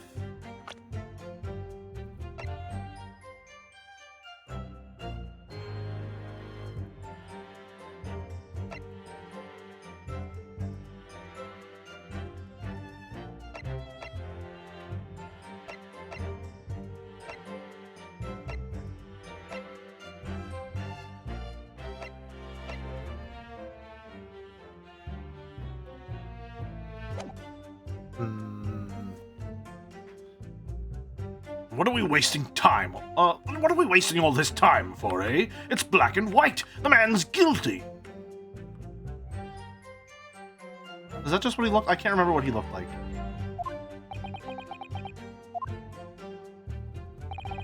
Something about Mr. Fairplay's testimony just jars with me. I wish I could work out what it was.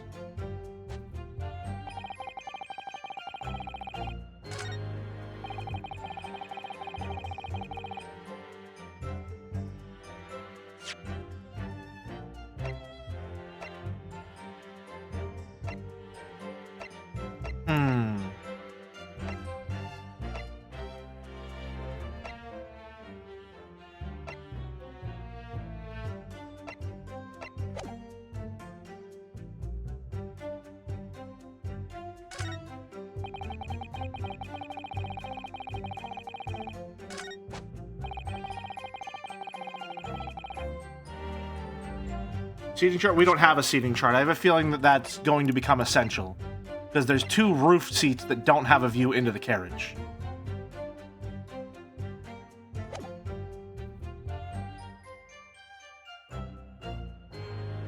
Hold it! I'm gonna press them again. Maybe there's somewhere in the middle I can... assume.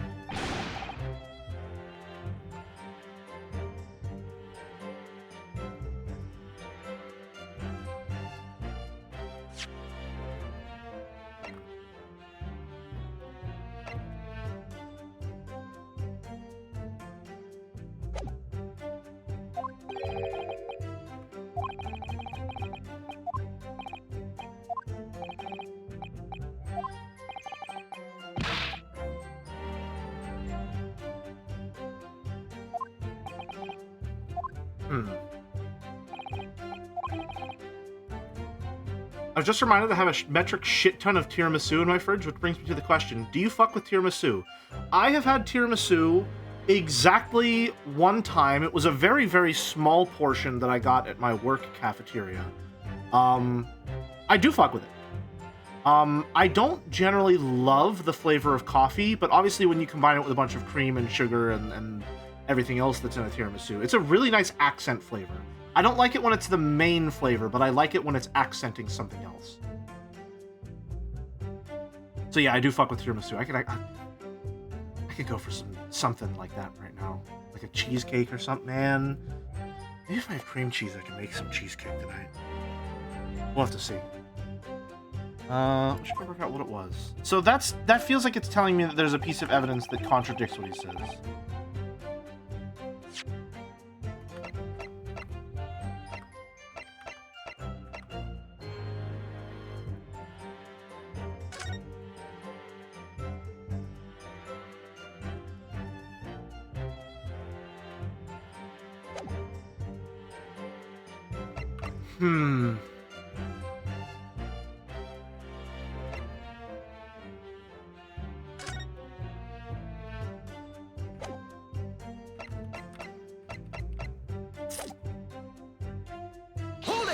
Let's press again.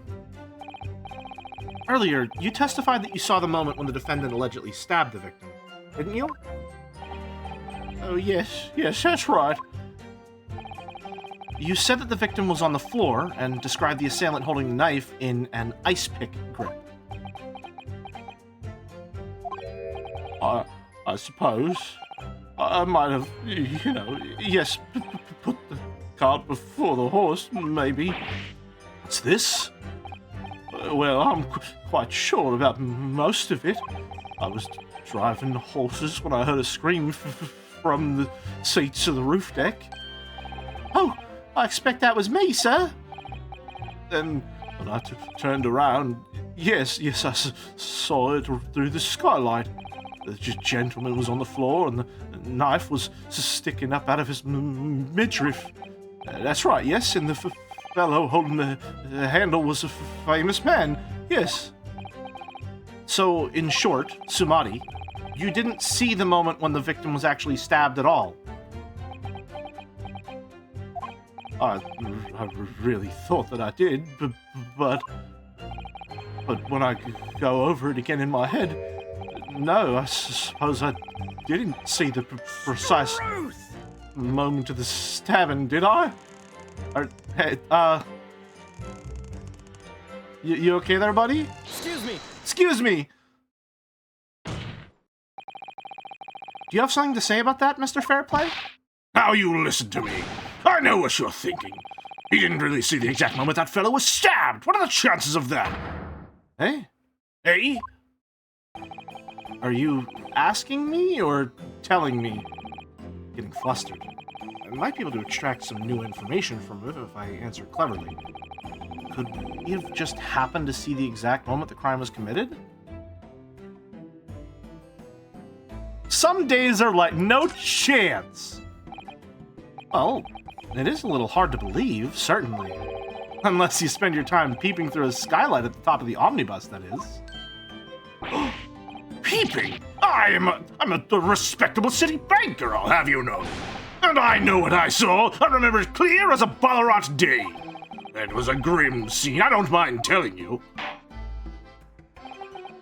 Thank you, Mr. Fairplay. Oh, excuse me if I was getting a little hot under the collar there, my lord. I would ask you to supplement your testimony with a clear statement about what exactly you saw. Oh, I can do that, all right. I'll tell you just how grim it was.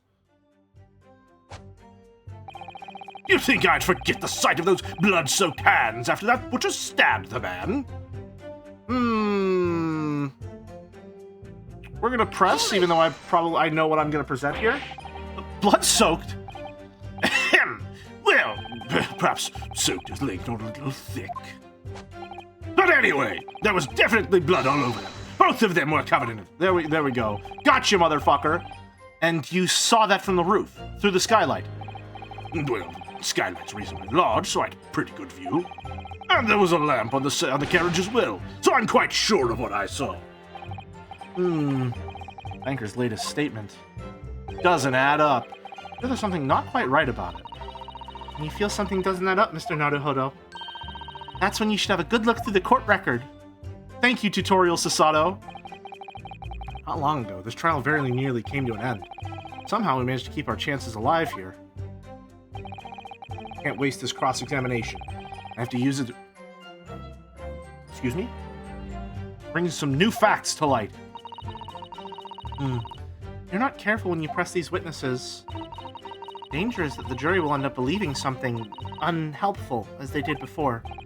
Maybe, but can't let the fear of that happening stop us from uncovering some important new information.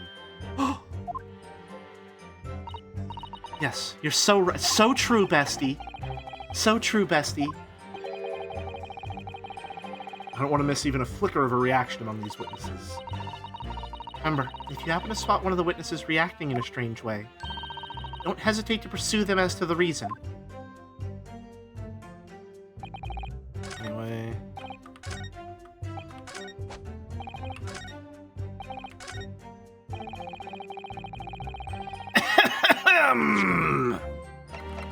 I do say you're quite mistaken, my good man. Objection! Objection! I was gonna... Blood-soaked hands. Don't you dare. Don't do it. Don't you dare. Naruhodo, don't you do it. Don't do it. Don't look at me. Don't look at me. Please. Well, I admit that soaked might be laying on a little thick, but anyway, there was definitely blood all over them. Both of them were covered in it. Well, I'm very sorry to disagree, Mr. Fairplay, but that's more than a little peculiar. What? Here are the gloves worn by the defendant, Mr. McGilded, on the night in question. Oh, yes. Right. And there certainly does appear to be a sizable dark-colored stain there. But, as I'm sure you can clearly see, it's only on the right-hand glove. Ah! What are you, a horse? Christ! In short, Mr. Fairplay, your testimony is inconsistent. Ah! But, no! That can't be right! So you're the liar here, then? Ah! That's right. You were quite clear about it. You said it was both hands. Mr. Fairplay, if your last statement was a lie, it calls your entire testimony into question. You say you saw the moment the victim was stabbed, but is that really the truth? Objection! Objection! It was a simple mistake. You can't justify accusing this man of lying. Yes, it was both. It wasn't both hands. It was only one. But the fact remains. The victim's blood was on the accused. Objection! Objection! Oh, no. Mr. Fairplay categorically stated that he saw blood all over both hands, which means there's a strong possibility that this witness was deliberately trying to mislead the court. Yeah! Why? I'm a city banker, for pity's sake. My word should be the gold standard. I'm a gentleman, not some gutter snipe. Upstanding members of society don't prevaricate. Sorry for being so unladylike and uncouth, but Van Zeek's breasts are so there. He needs a tiny My Dialogue Boxes Down Here t-shirt now. Excuse me? What? I'm sorry, are you accusing the prosecution of breasting boobily under oath? What are you talking about right now? I didn't think you'd read that out loud. You posted it in Twitch chat. There's hardly a more public forum where it's more likely to be read aloud. What are you talking about?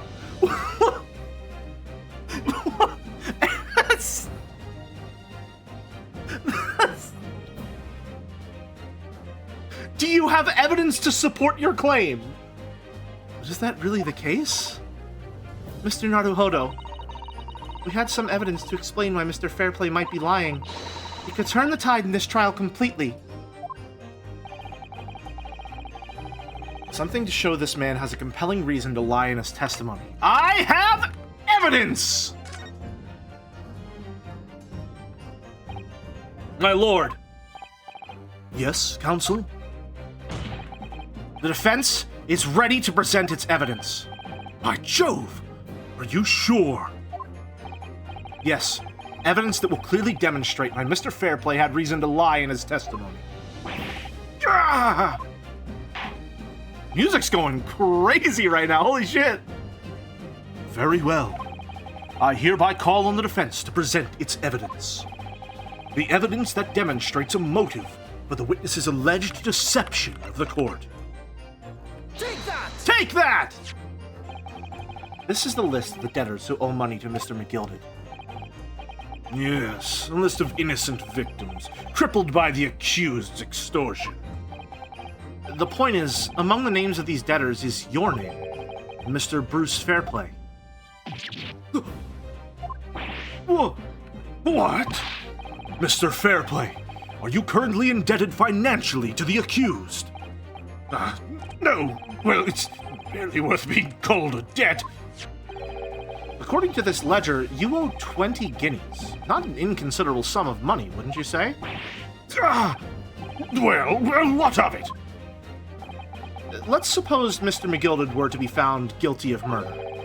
What would become of your debt in that case? These documents state that the loan agreement is forged between two individual parties. Therefore, were the creditor, the defendant here, to be sentenced to a capital punishment, all outstanding debts which were owed to him would be annulled. They would cease to exist. Cease to exist? Mr. Fairplay! Is it not the case that you claimed in your testimony to have seen something you never in fact saw in a devious attempt to annul your debt of 20 guineas to the defendant? How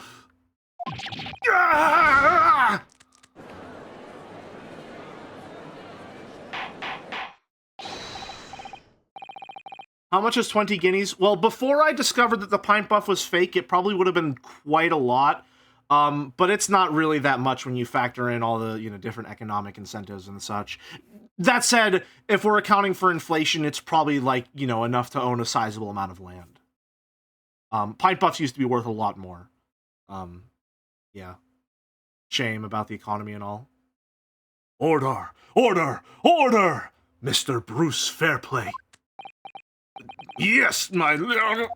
Fucking... What? let me ask you again, and be aware that your answer may have most serious implications upon your future, sir. Did you, or did you not, see the precise moment in time at which the defendant is alleged to have thrust a knife into the victim? Oh. Your silence speaks volumes! You did not tell the truth in your testimony! All right, now let's not make a melodrama out of this. Perhaps I did overstate the truth a pinch. A pinch? But it makes no difference. I definitely remember seeing blood on Mr. McGilden's hands. Both of them. Objection! Objection! Very weak objection there. And yet, only one of the defendant's gloves, which we have here as evidence, is stained. So you keep saying... I wonder if I might be allowed to speak, sir? Go ahead, Mr. First. Well, the thing is, I think I remember seeing it myself, as it happens. Seeing what? The blood, sire, on the assailant's hands. I think, yes, I'm almost sure that it was on both of his hands, not just one. What? What?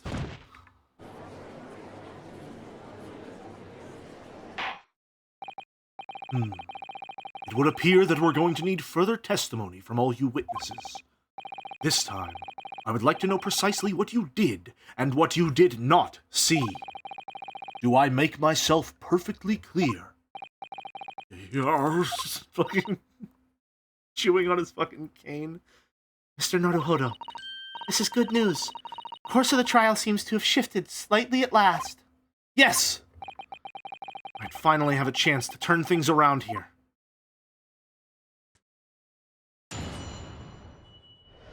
Witness. Witness test. I didn't. What the witnesses really saw. There was blood on both hands of the assailant. I sincerely and distinctly remember that. However, I suppose you might say I didn't see the exact moment the stabbing transpired, if that matters. I remember seeing the knife, and I remember seeing both of the attacker's hands with blood on them. I didn't actually see anything myself. No, not until I heard that scream.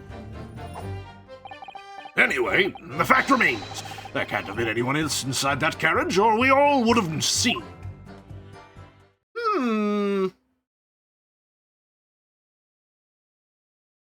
Well, hold on a minute.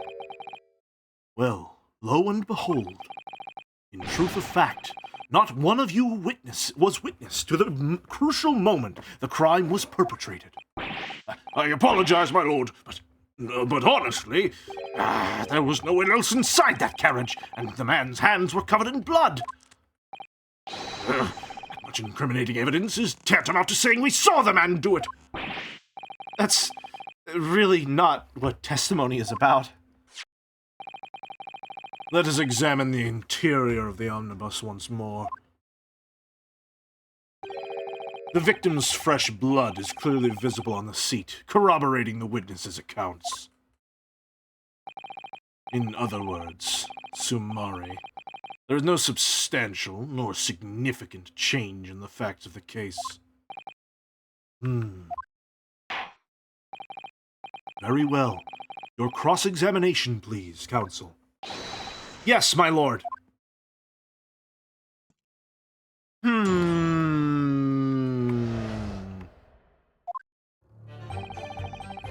Hold on both hands to the assailant. I sincerely and distinctly remember that.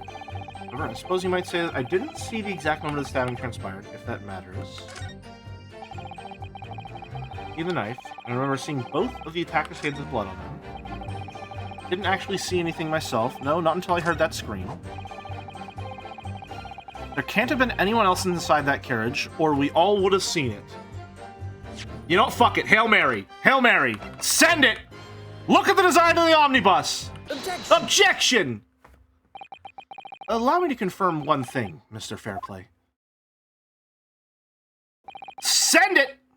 You were riding this omnibus and witnessed the events in the cabin through the skylight on the floor of the upper deck. Is that right? That's right, yes. In that case, there is a portion of the cabin interior that would have been out of sight from you. What? By golly, really? Obviously, in this stage, we can't say for sure. But the possibility cannot be denied that at the time of the incident, there could have been another passenger in the enclosed cabin of the omnibus. Objection! Objection! Enough hypothetical meandering, my Nipponese friend. The prosecution demands that you substantiate your claims. After all, the scene of the crime is here, in the flesh. Very well. I will uphold the prosecution's demand. You will identify the area on this cross-sectional plan of the omnibus. Where exactly in the omnibus are you suggesting that this potential extra passenger could have been situated? Well, it would have to be right here. Ahem. Take that! Take that! Both rows of seats in the roof face in the direction of travel, whereas the seats in the enclosed cabin face each other, which means the visible part of the cabin, which passengers on the roof of the deck can see through the skylight, is as I've drawn here. Ah. That's right, my lord. As you can see, fucking main menu theme playing goes fucking crazy right now. That's awesome. Seat opposite the one in which the victim and his attacker were sitting is obscured from view. In other words, Sumari, if someone had been sitting on that seat, it's quite possible that these witnesses would have been completely unaware of it. Ah! I should have a frame of just this. It's quite possible some phantom was sitting there. You Nipponese have a forbidding habit of obscuring the truth with ambiguity. Oh. Objection, Your Excellency. Objection, Your Excellency. But our Nipponese friend has forgotten that our witness is known for turning his head. He could simply have looked over his shoulder. Sustained. I concur with the prosecution's rejoinder. In a British court of law, evidence is paramount. I cannot entertain this conjecture, counsel. That is, unless you're able to put a name to this mysterious passenger to whom you allude. Can you, Mr. Naruhodo? I honestly don't know. Who could it have been? Who could have been in the other seat, which was out of sight from the witnesses on the roof deck?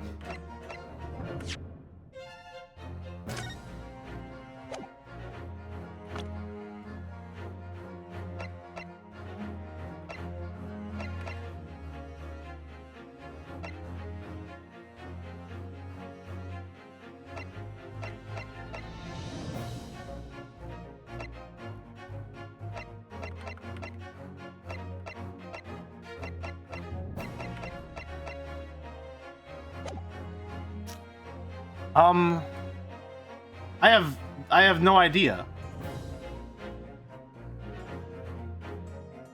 Wasn't the bloodstain on the back cushion? No, bloodstain was on the front cushion.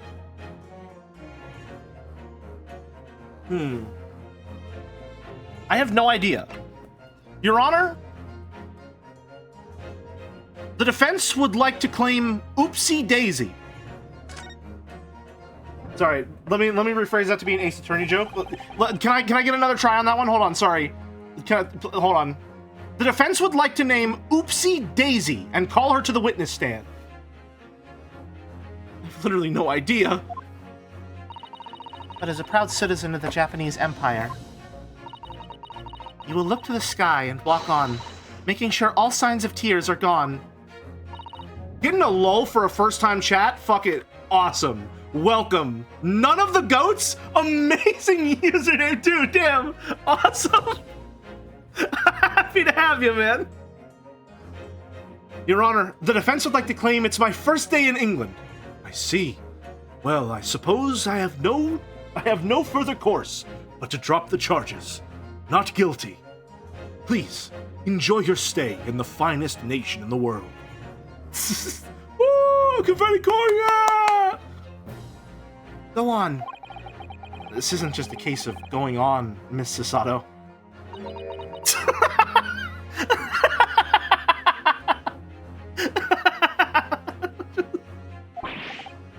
All right, then. I'll go on. The defense would like to put forward a name. You are a fool. And he does have some quite defined pecs. All right. You know what? Errol, I'm going to have to admit this evidence into the court record. I do believe there's a chance you get away with a not guilty verdict. You are a fool. That response was a desperate attempt by a man who has no notion of his own limitations. A toast to hard lessons not yet learnt. Not yet learnt. Let us not delay, counsel. The defense is still to name the passenger in the other seat. This could be it. This could be the chance I've been waiting for to turn the trial in my favor. On that night, on the night of the murder, the person occupying the seat in the omnibus cabin that was obscured from view was...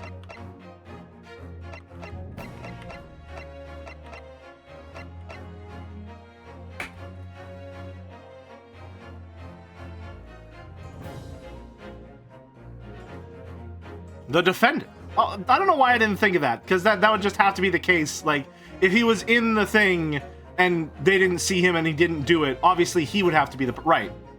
Let's go for it. Take that! Take that! Passenger in the enclosed cabin that the witnesses on the roof deck failed to see has to have been Mr. Magnus McGilded. Mr. McGilded? What are you talking about, counsel? That's the name of the defendant. Objection! Objection! That's a really good... Oh my god!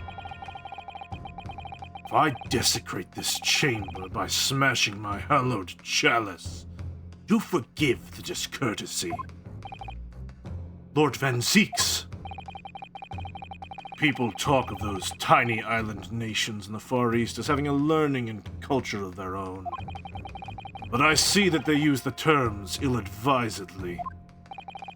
What are you trying to say?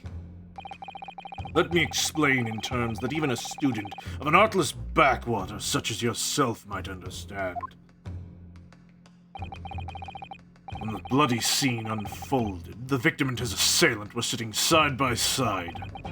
Multiple witnesses have attested to this fact. It's the very premise on which this case is built. Objection! Objection! Well, that premise may be wrong. What?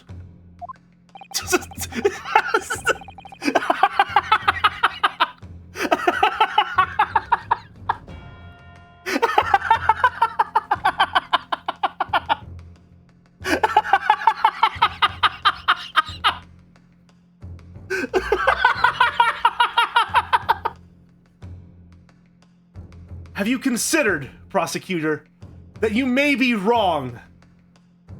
What? What do you mean, wrong? No, being wrong would make me weak. I am not weak.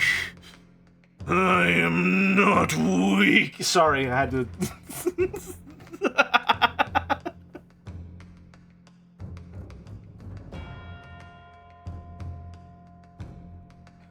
Oh, that's like fucking swallowing a fucking cup of gravel.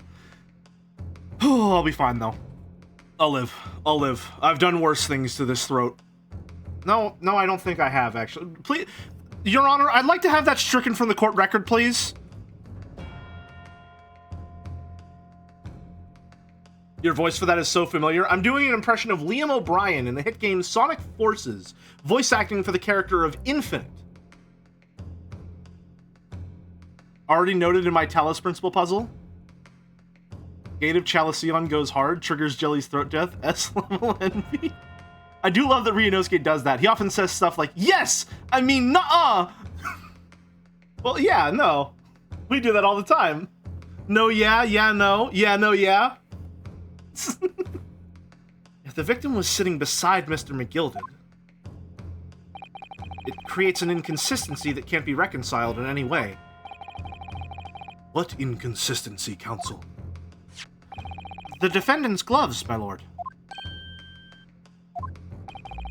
Both witnesses made the same testimony. They claim that there was blood on both hands of the person sitting next to the victim. Objection! Objection! Yet we know the truth to be otherwise. Only one glove bears the gory remains. Objection! Oh, we're just trading objections right now. The point is, even in the face of this irrefutable evidence, both witnesses have maintained their stance. Yes, their testimony remains unchanged. Exactly. They both adamantly swear that they clearly remember seeing blood on both hands of the assailant. In short, their memory of events is correct, and their testimony reveals the truth. There was somebody else sitting beside the victim that night, a third party we have yet to identify. And the victim's blood was on that passenger's hands. Both of them. Objection! Objection! I don't have to say it, but I like doing it. And who was this third party? We're trading slams now, too. Obviously. The true culprit. Extraordinary. I'm amazed I don't slip as often. As, like, I slip every once in a while, but I'm amazed it doesn't happen more often. Order! What exactly are you postulating, Uryu? Objection! The defense's postulation is just that. Nothing more than conjecture. The witnesses have clearly stated that they saw the accused. Objection! But when elaborating on his testimony, Mr. Fairplay said the two of them were wearing hats, and I couldn't exactly make out their faces. Yes. The tops of their heads were obscured by the roof. I could see the rest of them, though. I love that the judge's wig jumps and slides to the side of his bald-ass head when he started. That's so good. Yeah, it's great. It's great. Jelly balancing 10 separate voices and also 10 different sprites and also engaging with the case. What a machine. Yeah, I'm something of a aficionado. That's not the right word, but pretend I said something really cool and suave, which fits with this sprite. Pretend I used my words correctly, having a degree in them to some degree. Something of an expert? Yes, but imagine I said something more proficient. It's true, Jill, you're doing great. Thank you. Yes, that's right. Both gents were most certainly hatted. Hatters do tend to notice such things, sir. And what particular styles of hat did the two gentlemen sport, Mr. First? I like when he's on screen because I know what voice he has. It's a very clear voice in my mind because I'm just imitating one that I've heard before. I'm good at imitating a voice I've heard before, you see. I'm afraid I don't remember. You call yourself a hatter? The style of hat makes no difference. There was no third passenger in that cabin. How can you be so sure? Because if there had been, the accused, Mr. McGilded, would undoubtedly have offered to depose that fact. Unless, that is, you are proposing an even more preposterous explanation. That the accused failed to even notice the presence of the true culprit in the very cabin in which he traveled. Oh no! That's right. There was another person traveling in the enclosed cabin of the omnibus. It's inconceivable that Mr. McGilded would have been unaware of it. Order! There is clearly a simple solution to this problem. Bring the accused, Mr. McGilded, to the stand. Well, what say you, counsel? The prosecution objects, my lord. On what grounds? As a suspect, he will have already made a full statement to the police. But what if there's some reason why he's unable to speak freely? Magnus McGilded is no uneducated ruffian. If it indeed turns out that the man has been withholding information, you can be sure it will have been a most deliberate act. Counsel for the defense, what is your opinion, Uryu? My lord, should we ask Mr. McGilded to testify or not? Demand his testimony! Yes, we need to hear what he has to say in order to find out the truth. The defense would like to call Mr. McGilded to the stand. In that case, I would like to hear the opinion of the jury. Yes, I need a little time to consider this. If you ask me, I think we should hear what Mr. McGilded has to say. Get the man out here, I say! It would be utterly illogical not to hear his testimony. If something needs doing, get it done. That's how I run things at the guild. Hearing what the patron of my favorite little park has to say. Oh yes, that would be lovely. I'm just now noticing the 1996 web GIF fire in the scales. Yes, jury says the man must be heard. Very well. The court will hear the defendant's testimony. Bailiff, show the defendant to the stand at once. I am seeing it now, yeah. It's good. It's peak. It's peak, actually. That's a good thing. Now, maybe what actually happened that night will finally become clear. You're about to come up on a good point to stop soon if you decide to. By the way, there is a point in McGilded's testimony where you'll know. Perfect. Perfect. Thank you, Errol. Thank you very much. Let proceedings be resumed. I actually looked it up. Apparently, England only codified not being forced to testify against yourself in 1994. The prosecution can still draw inferences from refusing to testify, though. Makes sense. Have you been listening to the discourse of the day? To be sure I have, my lord. There are now two matters on which the court desires to hear from you. The first is whether or not there was a third party with you in the omnibus cabin, as proposed by the defense. The second is that if such a person was indeed present, why did you conceal that fact from the police? Begad, no! 'Tis not my nature to hide anything at all. Just answer the questions, please. The truth of the matter is, I've been desperate about this all along. Do I tell yous all? Keep me mouth shut. Tell us what, Mr. McGilded? Fine fella representing me is absolutely right. In the carriage on the night with myself and the other man, there was another passenger. It's true. What do you... Aye, and it was me who helped the little urchin get away after it all happened. I think that's not his voice. I'll have to watch back the VOD and see. You... What?!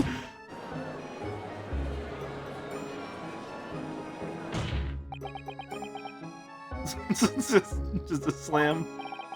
No, Magnus McGilded. That convenient excuse can't save you now. I'm truly sorry, I am, Lord Van Zeeks.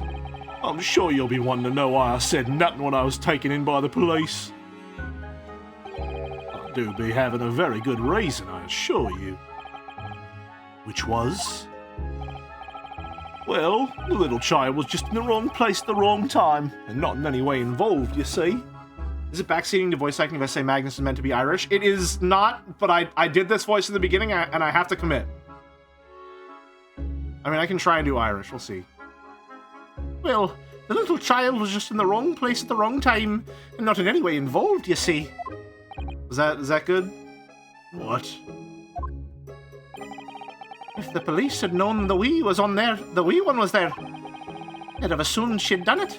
They'd have hauled her into this courtroom just like myself. I was only trying to spare her that. Young hearts and minds are easily damaged, my lord. Maybe I can... Oh, hold on. I have a place I might be able to pull from. And who was this young child of whom you speak? That I don't know. You don't know? Aye, well, The wee thing just happened to be in the carriage that night. Never saw her before or since. Objection! Objection! We have absolutely no reason to believe this man. The prosecution calls for the witness's statements to be disregarded by the court. You know, I wouldn't be surprised. The urchin isn't here in this courtroom as we speak, listening to the proceedings. What? What? What? The smoking gun! Get a VA gig, Jelly? Thank you. It's no use! I can't see anything through all this smoke! What's going on? Be careful, Mr. Naruhodo. Cover your face. Bailiff, don't let the accused escape. Secure the omnibus. I hereby call an emergency recess. Bailiff, ensure the defendant is in custody and clear the courtroom. VA is fun. It's hell on my throat, obviously, but man, is it fun. We were hurriedly removed from the smoke-filled courtroom by the bailiff, amid scenes of chaos as people stumbled over one another in their desperation to flee the chamber. We had no idea what was happening. All we knew was that, for the time being at least, the trial was suspended.